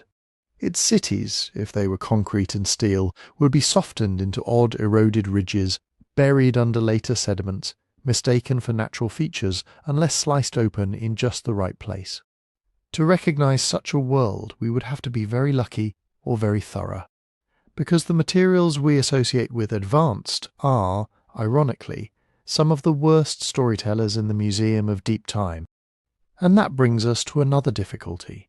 Even if traces exist, we only notice certain kinds of traces, from certain kinds of materials in certain kinds of places. Our archive of the past is not neutral. It is biased, filtered, and patchy. To ask whether earlier advanced societies might have slipped through our nets, we have to ask not just what they built, but how we look for them in the first place. Archaeology sounds reassuringly scientific. We picture grids of string, careful trowels, little brushes revealing the past grain by grain. It feels systematic, exhaustive, almost all-seeing. It isn't.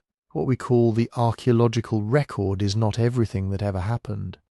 It's everything that has survived in the places we've happened to look, using the tools we currently have under the rules and budgets of our own moment in history. It's a sample, and not a random one. First, there's the problem of visibility. Archaeologists can only start with what they can detect. That means things that stick out of the ground, things that disturb the surface, things that show up clearly in aerial images or satellite scans. Big stone walls, mounds, ditches, dense clusters of pottery or brick. We're good at finding those. We're much worse at finding low relief, deeply buried, or subtle sites. A small settlement under 10 metres of floodplain silt does not wave its arms at a survey team. A collapsed harbour now under 30 metres of murky water does not advertise itself on a stroll along the beach. So our maps of where people lived are really maps of where past activity happens to still be near the surface, in open ground, in places we bothered to check. Then there's access. Some parts of the earth are thick with excavation trenches, radiocarbon dates, and published reports. Western Europe, parts of the Mediterranean, a few well-funded regions in the Near East, China, the Americas. Other areas are almost blank on the archaeological map. Not because nothing ever happened there, but because they're covered in dense forest or deep alluvium or modern development, or they're politically unstable or simply not considered interesting in the current research fashion. Funding follows certain narratives. The birth of agriculture, the rise of cities, famous empires, monumental stone. You get money to dig at a place that might be the oldest something, the oldest temple, the oldest city, the oldest burial. You get less money to test a random flat field in a floodplain that, for all anyone knows, might hide 10 vanished villages under 20 metres of mud. Permits add another layer of filtering. Excavation is slow, destructive and regulated. Local laws, landowners' wishes, religious sensitivities, national politics, all of these decide what can and cannot be touched. Some ancient mounds sit under protected shrines, some potential sites underlie busy airports or highways. Others belong to communities justifiably wary of outsiders digging up their ancestors' graves. So even if we know or suspect something is there, we may never get to test it. Now add a simple but brutal fact. Modern cities often sit right on top of ancient ones. This makes sense. Good harbours stay good. Fertile river junctions stay fertile. Cool hilltops with fresh springs stay attractive places to live. In places like Cairo, Rome, Mexico City, Baghdad, layers of past settlements stack up under the asphalt. Meters and meters of walls, streets, houses, trash pits, workshops. Each era built on the ruins of the last. To really read that whole story, you'd have to peel the modern city away like an onion, slice the ground in 100 places, and leave people homeless while you do it. We don't do that. Instead, archaeology piggybacks on construction. A subway line, a parking garage, a foundation excavation bites into the older layers, and if you're lucky, someone calls the archaeologists before the concrete trucks arrive. What we get are narrow windows, a trench here, a pit there, a basement shaft over there. Imagine trying to reconstruct a whole library's contents because you've seen pieces of a few pages scattered in random spots. That's the reality under many of our biggest, most continuous centres of habitation. And even when we do get to dig, the record can be damaged before we ever see it. Looting pulls artifacts out of their layers and scatters them into the black market. A pot in a collector's cabinet may be beautiful, but stripped of context. What it was found with, how deep, in what kind of structure it says far less than it could have. Conflict shreds sites. Artillery craters churn trenches from earlier ages. Fortifications cut through cemeteries. Tanks and bulldozers tear up. Tells that took millennia to build. In some wars, sites are deliberately targeted, blown apart for ideology or profit. Peaceful development isn't gentle either. Road building, irrigation schemes, industrial parks, mines, all of these move huge volumes of earth. Without careful survey ahead of time, a whole stratified record can be scraped off in a season and turned into gravel or fill. In all these cases, the things most attractive to looters and builders, the big, useful or obviously valuable materials, are exactly the things that might signal complexity. Inscriptions, metal tools, unusual alloys, fine carving. They get removed, reused, stolen, melted down, or broken. What remains, if anything, may look like a modest scatter of pottery and rubble, the archaeological equivalent of crumbs with the cake gone. On top of that, interpretation itself is not fixed. Dating methods improve. Radiocarbon calibration curves get revised. New techniques like optically stimulated luminescence or improved isotope analysis arrive and quietly move timelines around. Sites once thought to be from one period are redated, pushing origins back or forward by thousands of years. Early agriculture, early symbolic behaviour, early seafaring, all of these have seen their earliest known dates shift as new methods and new finds come in. The same artefact can mean different things in different theoretical climates. A strange carved object might once have been dismissed as a ritual trinket, later reinterpreted as a tool, later still as evidence of complex planning or abstract thought. Whole cultures have been reimagined as our own assumptions change. Peaceful farmers become competitive chiefdoms, simple hunter-gatherers turn out to have rich trade networks and sophisticated environmental knowledge. Underneath all this is uncertainty. Every radiocarbon date has an error range. Every stratigraphic interpretation has alternative readings. Every absence of evidence can be, "we haven't found it yet," or "it was never there," and the two are not easy to disentangle. That's why debates in early history and prehistory persist. Was this really the first city, or just the first one we've excavated deeply? Did writing begin here, or did we simply miss a short-lived experiment somewhere else? Were these people isolated, or did they have contacts we haven't traced, because their seafronts are now underwater and their trade goods were perishable? Archaeologists are aware of these biases. Many spend their careers trying to correct them, surveying off the beaten path, using remote sensing to peer under forests and fields, prioritizing boring places like old floodplains or featureless plains. But for our purposes, one point matters.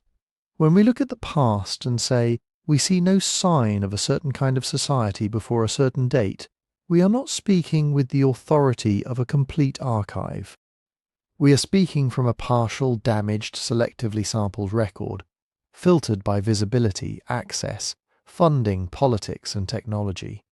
For reconstructing normal human history, this is often good enough. The broad strokes hold. But if we're asking a more unsettling question, could something complex have risen and fallen in a way that slips through these filters, then the biases of the archive become part of the story. They don't prove such a civilization existed. They simply remind us how easy it can be for entire worlds to be built, lived in, destroyed, reused, and buried, leaving only faint, contested traces at the very edges of what we happen to see. And if written records are fragile, and artifacts are patchy, there's one more thing we have to consider: memory itself. Because human beings don't just leave stones and bones behind.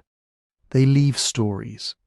Tales of floods, fires, strange visitors, lost ages.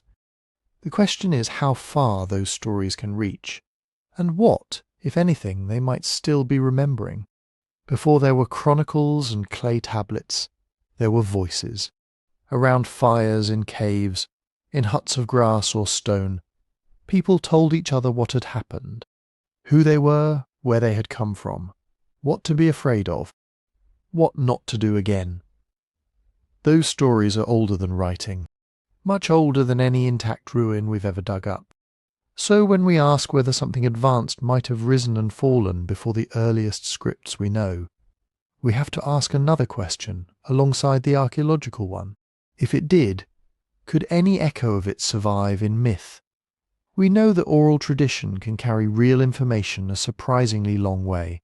In Australia, some Aboriginal groups tell stories about coastlines that no longer exist, places where the sea is said to have come in and swallowed hunting grounds, freshwater springs, even specific features of the landscape. Geologists have mapped those submerged coastal shelves. Sea level models suggest those floods happened 7, 8, even 9,000 years ago, at the end of the last ice age. Yet the stories are still there, linked to real geography, passed along in ceremonial songlines, generation after generation. Along the Pacific coast, some indigenous groups preserve tales of great waves that came without warning, swallowed villages and left canoes hanging in trees. In Japan, there are shrines that mark how far inland the water once reached. When geophysicists overlay those sacred markers and stories with the geological traces of tsunamis, they often line up. The myths are not detailed technical reports. They don't list fault line angles or wave heights. But as warning systems, as cultural memory of this happened here, it can happen again. They work. Myths can also encode geography in more subtle ways. A ladder to the sky might remember a mountain pass that once led to an important trade route. A river that flows backward might mean a strange local current, a tidal bore, an estuary that floods inland instead of out to sea. When you depend entirely on your environment, it makes sense to bury practical knowledge inside sacred stories. Children will remember a frightening tale long after they've forgotten a dry list of directions. And myth is good at storing rules. Don't fish in this season. Don't cut those trees. Don't build in that valley. Don't eat that plant unless it's prepared exactly this way. Instead of saying because of erosion or because of toxins, the story says because the spirits there are dangerous or because that's where the ancestors drowned. The logic is emotional, symbolic, but the behavioral outcome is concrete. Avoid the floodplain that killed your great-grandparents. Respect the forest that keeps the hillside from sliding onto your village. So myth can be a kind of encoding, of disasters, of landscapes, of social arrangements that worked well enough to be worth preserving. But there are limits. Stories drift. Every telling is slightly different. Details get polished for drama or simplified for a child. Characters merge. Episodes that once belonged to different events get stitched together into one big saga. We can see this even in written myths. The same flood in Mesopotamia appears with different heroes, different gods, different motives as the story is retold over centuries. A local river flood becomes, in time, a world-destroying deluge.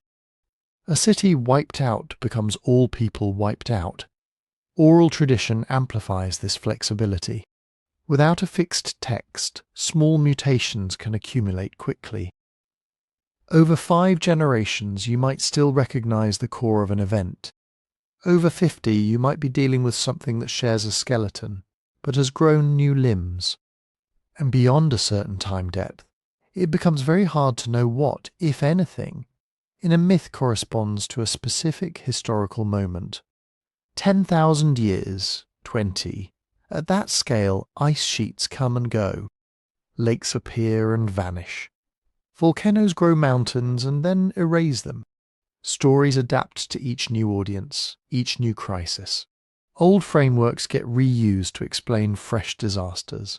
A memory of one real flood might end up absorbing 3 or 4 later ones into itself. This is where the idea of cultural bottlenecks comes in. We've talked about genetic bottlenecks, moments when most of a population dies, leaving only a few lineages to carry the species forward. Cultures can bottleneck too. Imagine a complex society with many traditions, dialects, taboos and tales. Then imagine war, famine, plague, or climate shift wiping out most of its communities. A few groups survive, maybe in marginal refuges. They carry some fraction of the old stories, but not all of them. They simplify. They forget names. They fold several separate cities into the great city. They turn a whole chain of wars into a single battle between gods. Later, those survivors migrate. They meet other people. They intermarry. Their stories mix with those of neighbours, just as genes mix. After a few such cycles collapse, survival, migration, fusion, you can have myths that genuinely contain kernels of very old events, but buried under many layers of retelling, recombination, and metaphor. Like sedimentary rock, but for memory. That's why myths are double-edged tools when we think about lost worlds. On one side, they can point us toward hypotheses. If many unrelated cultures around a particular ocean basin tell tales of a drowned land to the east, or a time when the sun was hidden for months, that can nudge geologists and archaeologists to check for submerged plains, volcanic eruptions, impact craters. Sometimes, physical evidence turns up that fits the general pattern. On the other side, myth is not proof. For any theme you can imagine, floods, sky fire, golden ages, beings from elsewhere, you will find stories. Humans are creative. Our minds converge on certain images because of shared psychology, not necessarily shared history. We fear water and darkness and hunger. We dream of lost abundance. We personify storms and comets because they are powerful and unpredictable. So a story about a shining city that fell into the sea could be the distant echo of a real coastal town destroyed by a Holocene tsunami. Or it could be an entirely invented cautionary tale about arrogance and loss spun by people who lived their whole lives inland. The story alone can't tell you which. To move from myth to history, you need something harder. Dates, layers, sediments, artifacts that anchor the tale to specific times and places. Until then, myths live in a liminal space. They matter because they shape where people live, what they avoid, how they respond to danger, and because they hint, sometimes at events that left no easy trace. They can widen our imagination about what to look for and where. But if we're trying to decide whether advanced civilizations rose and fell before the ones we know, we have to let myth be what it is: suggestive, evocative, full of possible memories, and always filtered through the human need to make meaning rather than to keep records. To see how this plays out in real history, we can look at collapses we actually understand.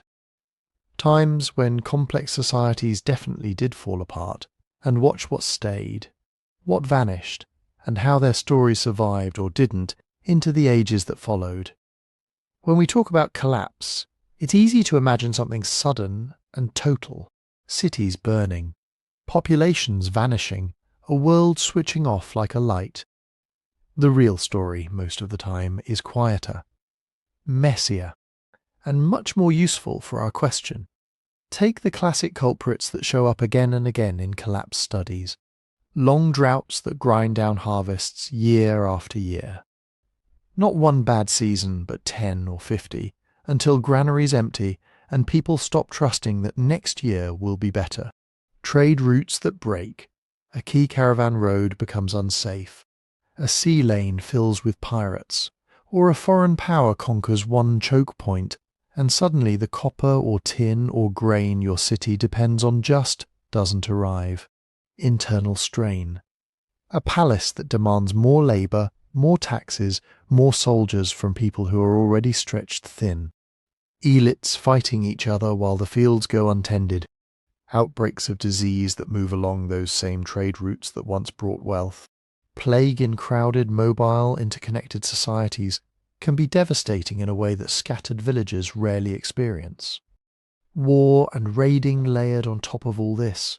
Neighbour against neighbour, city against city, all competing for shrinking resources.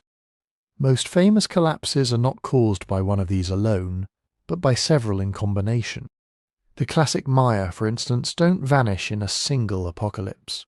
Over a couple of centuries, inscriptions thin out. Stelae stop being carved.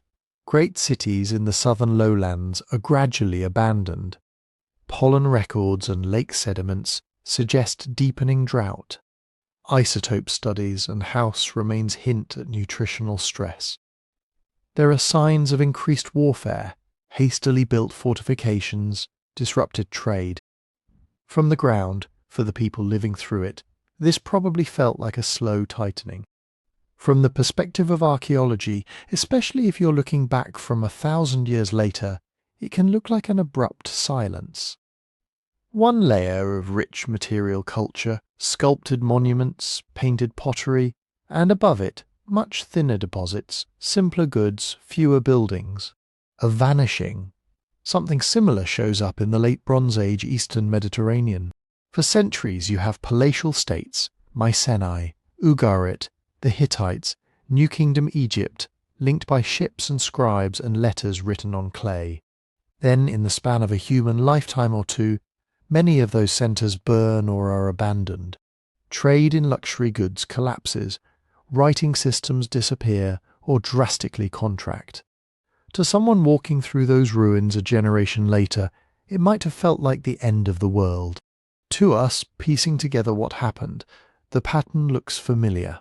Earthquakes, possible droughts, shifts in military technology, attacks by displaced populations, internal revolts, a dense, fragile network that couldn't absorb so many shocks at once.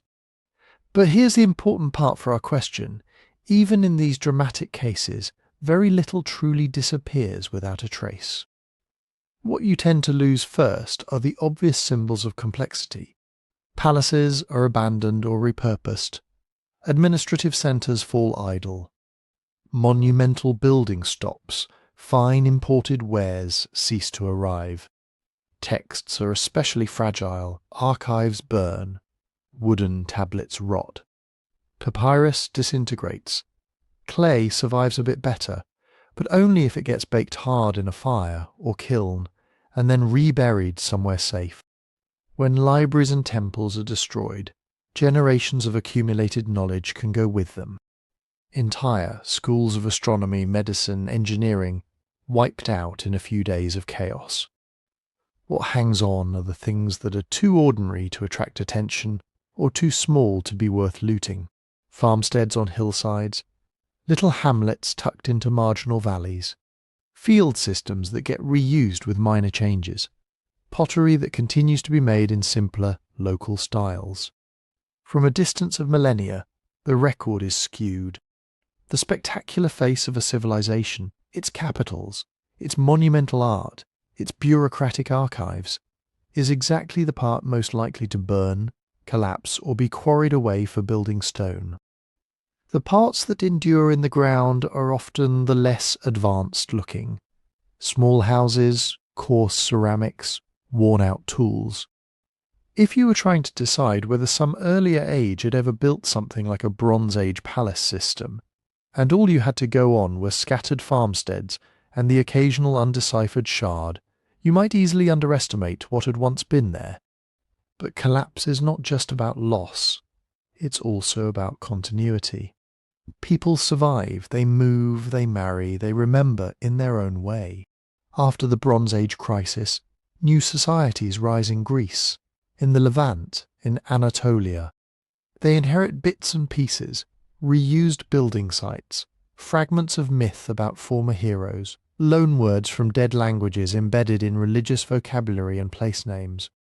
After the fall of the Western Roman Empire, the big fiscal machinery of empire disintegrates in many regions. Armies fragment. Urban life contracts. Yet Latin continues, warps, splits into Spanish, French, Italian, Portuguese, Romanian. Roman roads are still walked. Roman law echoes in later codes. Christianity, once a persecuted sect within the empire, becomes one of the main conduits through which scraps of Roman thought survive. Collapse reshapes identity. A peasant who once thought of themselves as a subject of a king may, 2 generations later, think of themselves as part of a tribe or a faith or a village lineage instead. Languages drift. Old ethnonyms vanish. New ones appear. Outsiders, centuries later, might have no idea that the new people in a region are largely descendants of the old ones under a different name. This is crucial when we think about very ancient or hypothetical advanced cultures. We don't have to imagine exotic, unprecedented mechanisms to explain how a complex society could largely vanish from easy detection. We can look at mechanisms we already see: environmental stress leading to migration and abandonment, trade networks unravelling, isolating regions that once shared a common material culture, literacy restricted to tiny elites, then lost when those elites die or flee, technologies simplified because the surplus and specialization that supported them no longer exist. Each step leaves traces, but those traces are thin, scattered, and biased toward the mundane. What remains in the ground is not the civilization, but whatever bits of it happen to be made of durable stuff in the right places and not reused by later builders. What remains in language and story is not a chronicle but echoes. A flood myth here, a memory of a golden age there, a handful of strange words whose ancestors once named forgotten institutions. When we use known collapses as templates, we're not proving that earlier advanced worlds existed. We're doing something more modest and more reliable. We're learning how much can be lost, how fast, and what kinds of fingerprints even a shattered society still tends to leave behind. Those fingerprints, subtle changes in soils, odd distributions of artifacts, unexplained technological jumps or gaps are what we'd expect to see if something big had risen and fallen before our familiar timeline. To look for them, though, we need a clear idea of what an earlier advanced culture would have been made of, and which parts of it would stand any chance at all of surviving deep time. Whenever we talk about vanished worlds, another set of characters sneaks into the story. Atlantis, ancient high-tech. Civilizations erased by a global cataclysm, leaving only whispers in myth and a few out-of-place artifacts. These ideas are sticky. They show up in novels, documentaries, late-night conversations, online rabbit holes. They refuse to die, no matter how many times they're debunked. Why? Part of it is simple psychology. We don't like loose ends. When we see gaps, mysterious ruins, undeciphered scripts, sudden changes in the archaeological record, our brains want a clean, dramatic answer. A forgotten global civilization feels more satisfying than a slow, messy process we don't fully understand yet. There's also a deeper pull. The notion that we are not the first taps into something almost mythic. It echoes religious cycles of ages and destructions, golden worlds and great floods. It makes our own time feel like one chapter in a much longer story, instead of a fragile fluke. And quietly these ideas flatter us. If an earlier civilization reached great heights and then fell, maybe our own power and knowledge are less secure than we think. That's frightening, but also a little thrilling. It turns everyday life into the aftershock of some enormous forgotten drama. So when people talk about Atlantis or impossible ancient engineering or electrified pyramids, they're not just talking about stones and dates. They're talking about meaning, about where we fit in deep time. But if we want to take those questions seriously, we need tools sharper than that looks cool or that feels ancient. Archaeology, geology, and history use some fairly simple but powerful filters for judging claims about lost civilizations. One is provenance. Where exactly did this object or inscription or structure come from? Who found it? Under what conditions? Can that story be checked? An artifact dug up in a documented excavation, with records, photos, and multiple witnesses, is very different from something that turned up in a private collection with no clear trail. Provenance is the chain of custody that lets you tell whether you're dealing with genuine deep time or something that could have been planted last week. Another is context. Objects by themselves don't tell you much. A carved stone, a metal rod, a strange crystal. All of these could be ancient, modern, or somewhere in between. Context is everything around them. The soil layers, the associated bones and pottery, the nearby structures, the sediment that buried them. When an artifact is found in situ, in a sealed layer with lots of other material that can be dated and cross-checked, you can start weaving it into a solid story. When something is ripped out of context by looters, by untrained diggers, by treasure hunters, you lose that story. You keep the mysterious object, but throw away the only clues that could solve the mystery in a reliable way. Then there's dating. For very old things, no single dating technique is perfect. But when you can use several radiocarbon, thermoluminescence, uranium series, paleomagnetism, and they all converge on the same age, your confidence grows. When a mystery artifact is never subjected to any independent dating at all, or the results are never published in peer-reviewed form, that's a red flag. Provenance, context, replicable dating, claims about hidden high technology or pre-Ice Age empires that bypass all three are not being evaluated by the same rules that we apply to everything else we know about the past. They're asking for a special exemption. There are also some very common traps that fuel lost civilization stories. Natural geology is one of the big ones. Rock wants to look like architecture.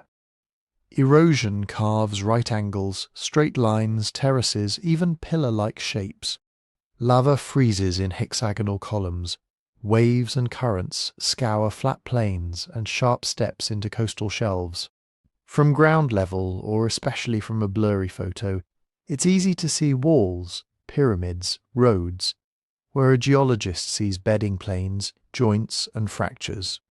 Another trap is modern intrusion. Old sites are rarely pristine. Farmers cut drainage ditches through ancient layers. Miners dig shafts. Cables and pipes are laid. People build over ruins, reuse stones, drop trash. If you don't track those recent disturbances carefully, you can end up with a medieval nail in a Bronze Age layer, or a plastic fragment in an otherwise ancient deposit, and suddenly someone is claiming time travel or impossible technology when it's really just contamination. There are also more subtle interpretive pitfalls. Underestimating what known ancient cultures could do with the tools and materials they had. Overestimating how much advanced technology would actually leave a durable mark. Reading metaphorical myths as literal historical journalism. This doesn't mean everything speculative is wrong. There are real open questions. We still don't fully understand the social organization behind some megalithic sites. We have undeciphered scripts whose languages and contents remain unknown. We argue about how fast certain technologies spread and whether some bursts of innovation represent independent invention or borrowed knowledge from neighbours we haven't yet identified. There is also space within known science to consider earlier experiments in complexity. Coastal cultures drowned by post-glacial sea level rise. Riverine networks whose traces are now buried under meters of sediment. Dense trade systems that left only the thinnest material echoes. Being honest about those unknowns is part of doing good science. But there's a difference between saying, "We don't know yet," and saying, therefore, Atlantis. A balanced way to approach all this is to hold two attitudes at once: curiosity and methodological skepticism. Curiosity lets you ask without embarrassment, could there have been more? Could some chapters of human, or even pre-human, technological history have been largely erased by the Earth's own processes? Skepticism makes sure that, for any concrete claim you ask, where did this come from? What's the context? Can the dating be checked and rechecked by people who don't already believe or disbelieve the story? Does this fit or clash with everything else we know about geology, climate, biology, and the timeline of hominin evolution? When you apply those questions carefully, many famous theories shrink. Atlantis retreats back into the realm of allegory and later myth-making, with perhaps a dim echo of real Bronze Age disasters behind it. Ancient batteries become ritual objects with speculative functions. Spaceships carved on temple walls turn out to be layered symbols or damaged reliefs. Yet the big, quiet possibility that complex societies might rise and fall in ways that are hard to detect after hundreds of thousands or millions of years remains. It doesn't need crystal skulls or laser-cut stone to be interesting. It just needs the Earth's own machinery of erosion, burial, and recycling, working slowly on whatever fragile layer of technology happened to be left on the surface. If such a civilization had existed, and if any durable fingerprints of it survived, what would they actually look like? Not legends or lone artifacts, but patterns robust enough to stand up to all our tests. That's where we turn next. If we really want to know whether we're the first technological species to touch this planet, we have to ask a very unromantic question. What exactly would count as proof? Not a single statue. Not a weird artifact in a museum case. Not a myth that sounds a bit like a flood story somewhere else. What kind of evidence would force even the most skeptical geologist to say, okay, something non-natural happened here, and it was big? One place to start is with signals that don't care about pottery styles or ruined cities. Signals that spread through air, water, and rock. Signals that, once created, are very hard to erase. Chemistry is one of those. Right now, our own civilization is laying down a global chemical signature that future beings could detect long after our buildings have turned to dust. Think about synthetic compounds, plastics, PCBs, PFAS, pesticide residues, molecules that almost never occur in nature or only in vanishingly small amounts, suddenly appearing everywhere from polar ice to deep-sea mud. Even when the original material breaks down, its fragments and byproducts linger. Microplastics work their way into sediments. Chlorinated compounds bind to organic matter and get buried. Fluorinated chemicals resist breakdown for tens of thousands, even hundreds of thousands of years. Then there are isotopes. We enrich some elements, like uranium, in ways that shift their isotope ratios. We burn fossil fuels in volumes that alter the balance of carbon isotopes in the atmosphere and oceans. We create radionuclides in reactors and weapons tests that simply didn't exist on Earth before. Geologists call this kind of pattern an anomaly, a consistent worldwide blip in the usual ratios.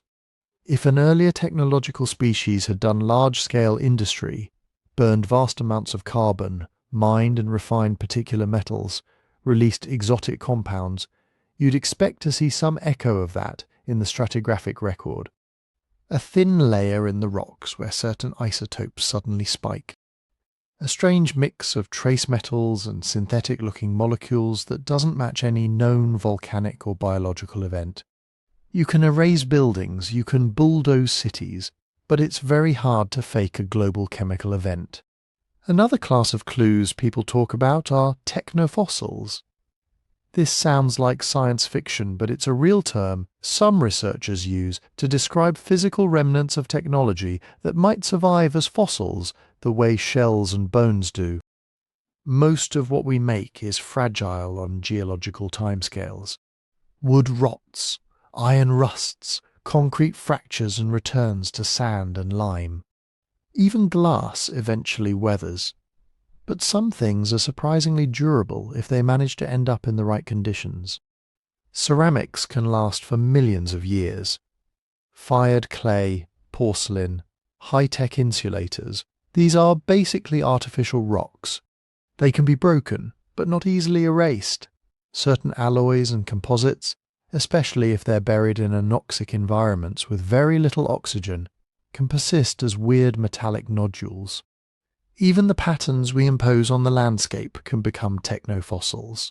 Deep, systematic mining leaves scars that go down hundreds of meters.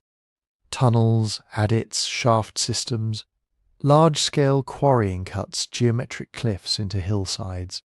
If another species had industrially mined copper, rare earth elements, or iron billions of tons at a time, we might expect to find zones where the natural ore bodies are missing, or strangely reshaped long before humans ever started digging.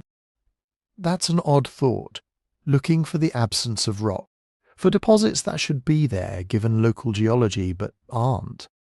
Compare that to the fragile things we often associate with advanced culture. Libraries, paintings, urban layouts. Those are the first to go. The technofossils are the last. If we wanted to search for those last traces, where should we look? The easiest place to build cities is not the best place to preserve them. Floodplains, river deltas, fertile coastal strips, the very locations that attract humans, are also places where erosion, floods and sea level changes constantly rewrite the surface. So people who think about long-lost civilizations often point to a few special environments. Continental shelves, the shallow seafloor ringing the continents.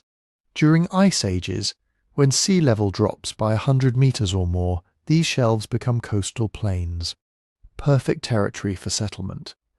When the ice melts, the water rises back over them, burying whatever was there under layers of sediment. Stable cratons, the old thick cores of continents, where the crust has been relatively quiet for hundreds of millions of years. No major subduction, less folding and overturning. If anything on land has a chance of surviving deep time, it's there. Anoxic basins, parts of lakes and seas where the bottom waters lack oxygen.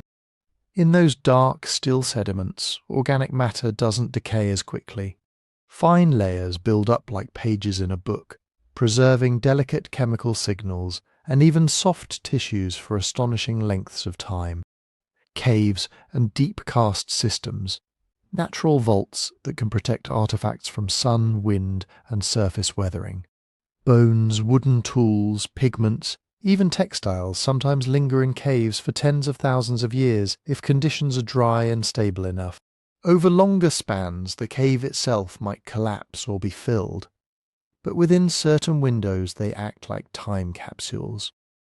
The problem is, we've barely sampled most of these spaces in a systematic way. We know the land surface best, especially places that are convenient for modern settlement and agriculture. But the continental shelves, the deep interiors of old cratons, the submerged basins with anoxic bottoms, those are still mostly dots on a big fuzzy map. That's starting to change. New tools are letting us read the planet's surface and subsurface in ways that would have been pure fantasy a century ago. LIDAR, laser scanning from aircraft, can peel back forests and vegetation to reveal buried structures and landscape modifications. It has already rewritten our understanding of several known ancient civilizations, revealing networks of roads, terraces, and urban grids hidden beneath jungle canopies.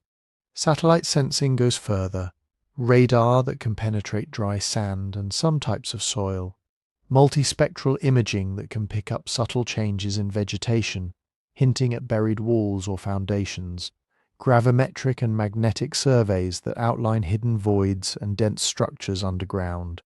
Underwater, multi-beam sonar and high-resolution seabed mapping are gradually turning blank blue spaces on our maps into detailed topography. Sub-bottom profilers can see into the sediments beneath the seafloor, tracing old river channels and floodplains now drowned. Deep drilling programs bring up cores from ocean basins and ancient lakes, giving mile-by-mile chemical histories of Earth's atmosphere, oceans, and life. If there were a sudden, global industrial pulse in the distant past, this is where you'd expect to see its shadow. In the middle of all this, a quick reminder, since we're wandering deep into speculative territory together. If you enjoy drifting off to these long stories about deep time, the Channels book is available at sleepytimehistory.com, and there's a discount running this week. It gathers these kinds of slow, strange journeys into one place, if you ever want them in print beside your bed. When you put all the lines of evidence together, the chemistry, the technofossils, the special environments, the new tools, you get a kind of checklist. If an earlier advanced society had existed at anything like our scale, we might expect a global or near-global chemical anomaly not easily explained by volcanism or natural climate swings. Unusual concentrations or absences of certain ores, matching patterns of large-scale mining and refining, persistent artificial materials, ceramics, odd alloys, composite fragments, trapped in long-lived sediments or cave systems, landscape-scale modifications, canal systems, geometric terracing, rectilinear cuts, encoded not just in surface topography, but in subsurface structure. So far, when geologists and archaeologists scan the record, they see many dramatic events: asteroid impacts, massive volcanic eruptions, abrupt climate flips, species radiations and extinctions. They see the rise of our own industrial signal in the very latest layers. But they do not see a clear, earlier industrial spike, with all those hallmarks stacked together. That doesn't prove that nothing complex ever rose and fell before us. Erasure is real. Plate tectonics, erosion, and sea level change are relentless editors. A small, short-lived technological culture, confined to limited regions, could, in principle, be mostly swallowed. What we can say, cautiously, is this: the deeper we look, and the more sensitively we measure, the fewer places there are for a truly global high-tech civilization to hide. The Earth is an excellent shredder, but it is not perfect. It keeps certain kinds of fingerprints even when it throws the rest of the body away, and those are the fingerprints we've been learning to read. So where does that leave us, here at the quiet end of the story? We've spent this whole journey walking through the ways the past can vanish. Geology, folding and grinding the crust, carrying whole continents down into the mantle and bringing them back up as something else. Water carving and smoothing, rivers eating their own banks, floodplains erasing and rewriting their surfaces, coastlines marching back and forth with every rise and fall of sea level. Climate drifting slowly and then lurching suddenly, turning forests to deserts, grasslands to ice sheets, drowning some landscapes under lakes while exposing others to fierce winds and frost. Catastrophes dropping in like punctuation marks. Super eruptions, mega tsunamis, impact events that for a little while rearrange everything. And above all, humans themselves, not just as builders, but as scavengers and recyclers, melting down old metals, knocking down worn-out structures to make foundations for new ones, burning what previous generations left behind for fuel or raw material. Each of these forces is its own kind of eraser. Together, over millions of years, they are ruthless. So when people ask, could there have been someone before us? We're caught between two realities. On one side, the erasers are powerful. It is genuinely hard to preserve delicate traces across deep time. A small, localized technological culture, living along coasts that are now drowned, building mostly out of perishable materials, could leave very little after 1,000,000 years of storms and shifting crust. On the other side, the planet is not a blank slate. It keeps ledgers in stone and mud and ice, and we've learned to read them with surprising skill. What seems unlikely, based on what we've seen so far, is a truly global energy-intensive civilization at anything like our current scale, far back in deep time. The kind of world that lights up the whole atmosphere with strange chemicals, tears through ore deposits on multiple continents, and transforms ecosystems everywhere at once. If that had happened hundreds of millions of years ago, we'd expect something. A chemical echo, a mining scar, a technofossil where none should be. Some consistent global oddity that geologists keep tripping over and can't tie to known natural events. And so far the rocks are silent on that point, but between almost certainly not and definitely yes, there is a broad hazy space of maybe. Maybe there were regional cultures with toolkits we haven't fully recognized. Maybe there were brief experiments with complexity that rose and fell long before written memory, leaving behind only tiny, ambiguous anomalies in a few sediments we haven't drilled yet. Maybe some of the puzzles at the edges of our data, the odd structures on old seafloors, the unexplained gaps in certain mineral deposits, will someday turn out to be more than accidents of geology. We don't know, and it's important to be comfortable with that not knowing. Because the mystery isn't just whether we had predecessors.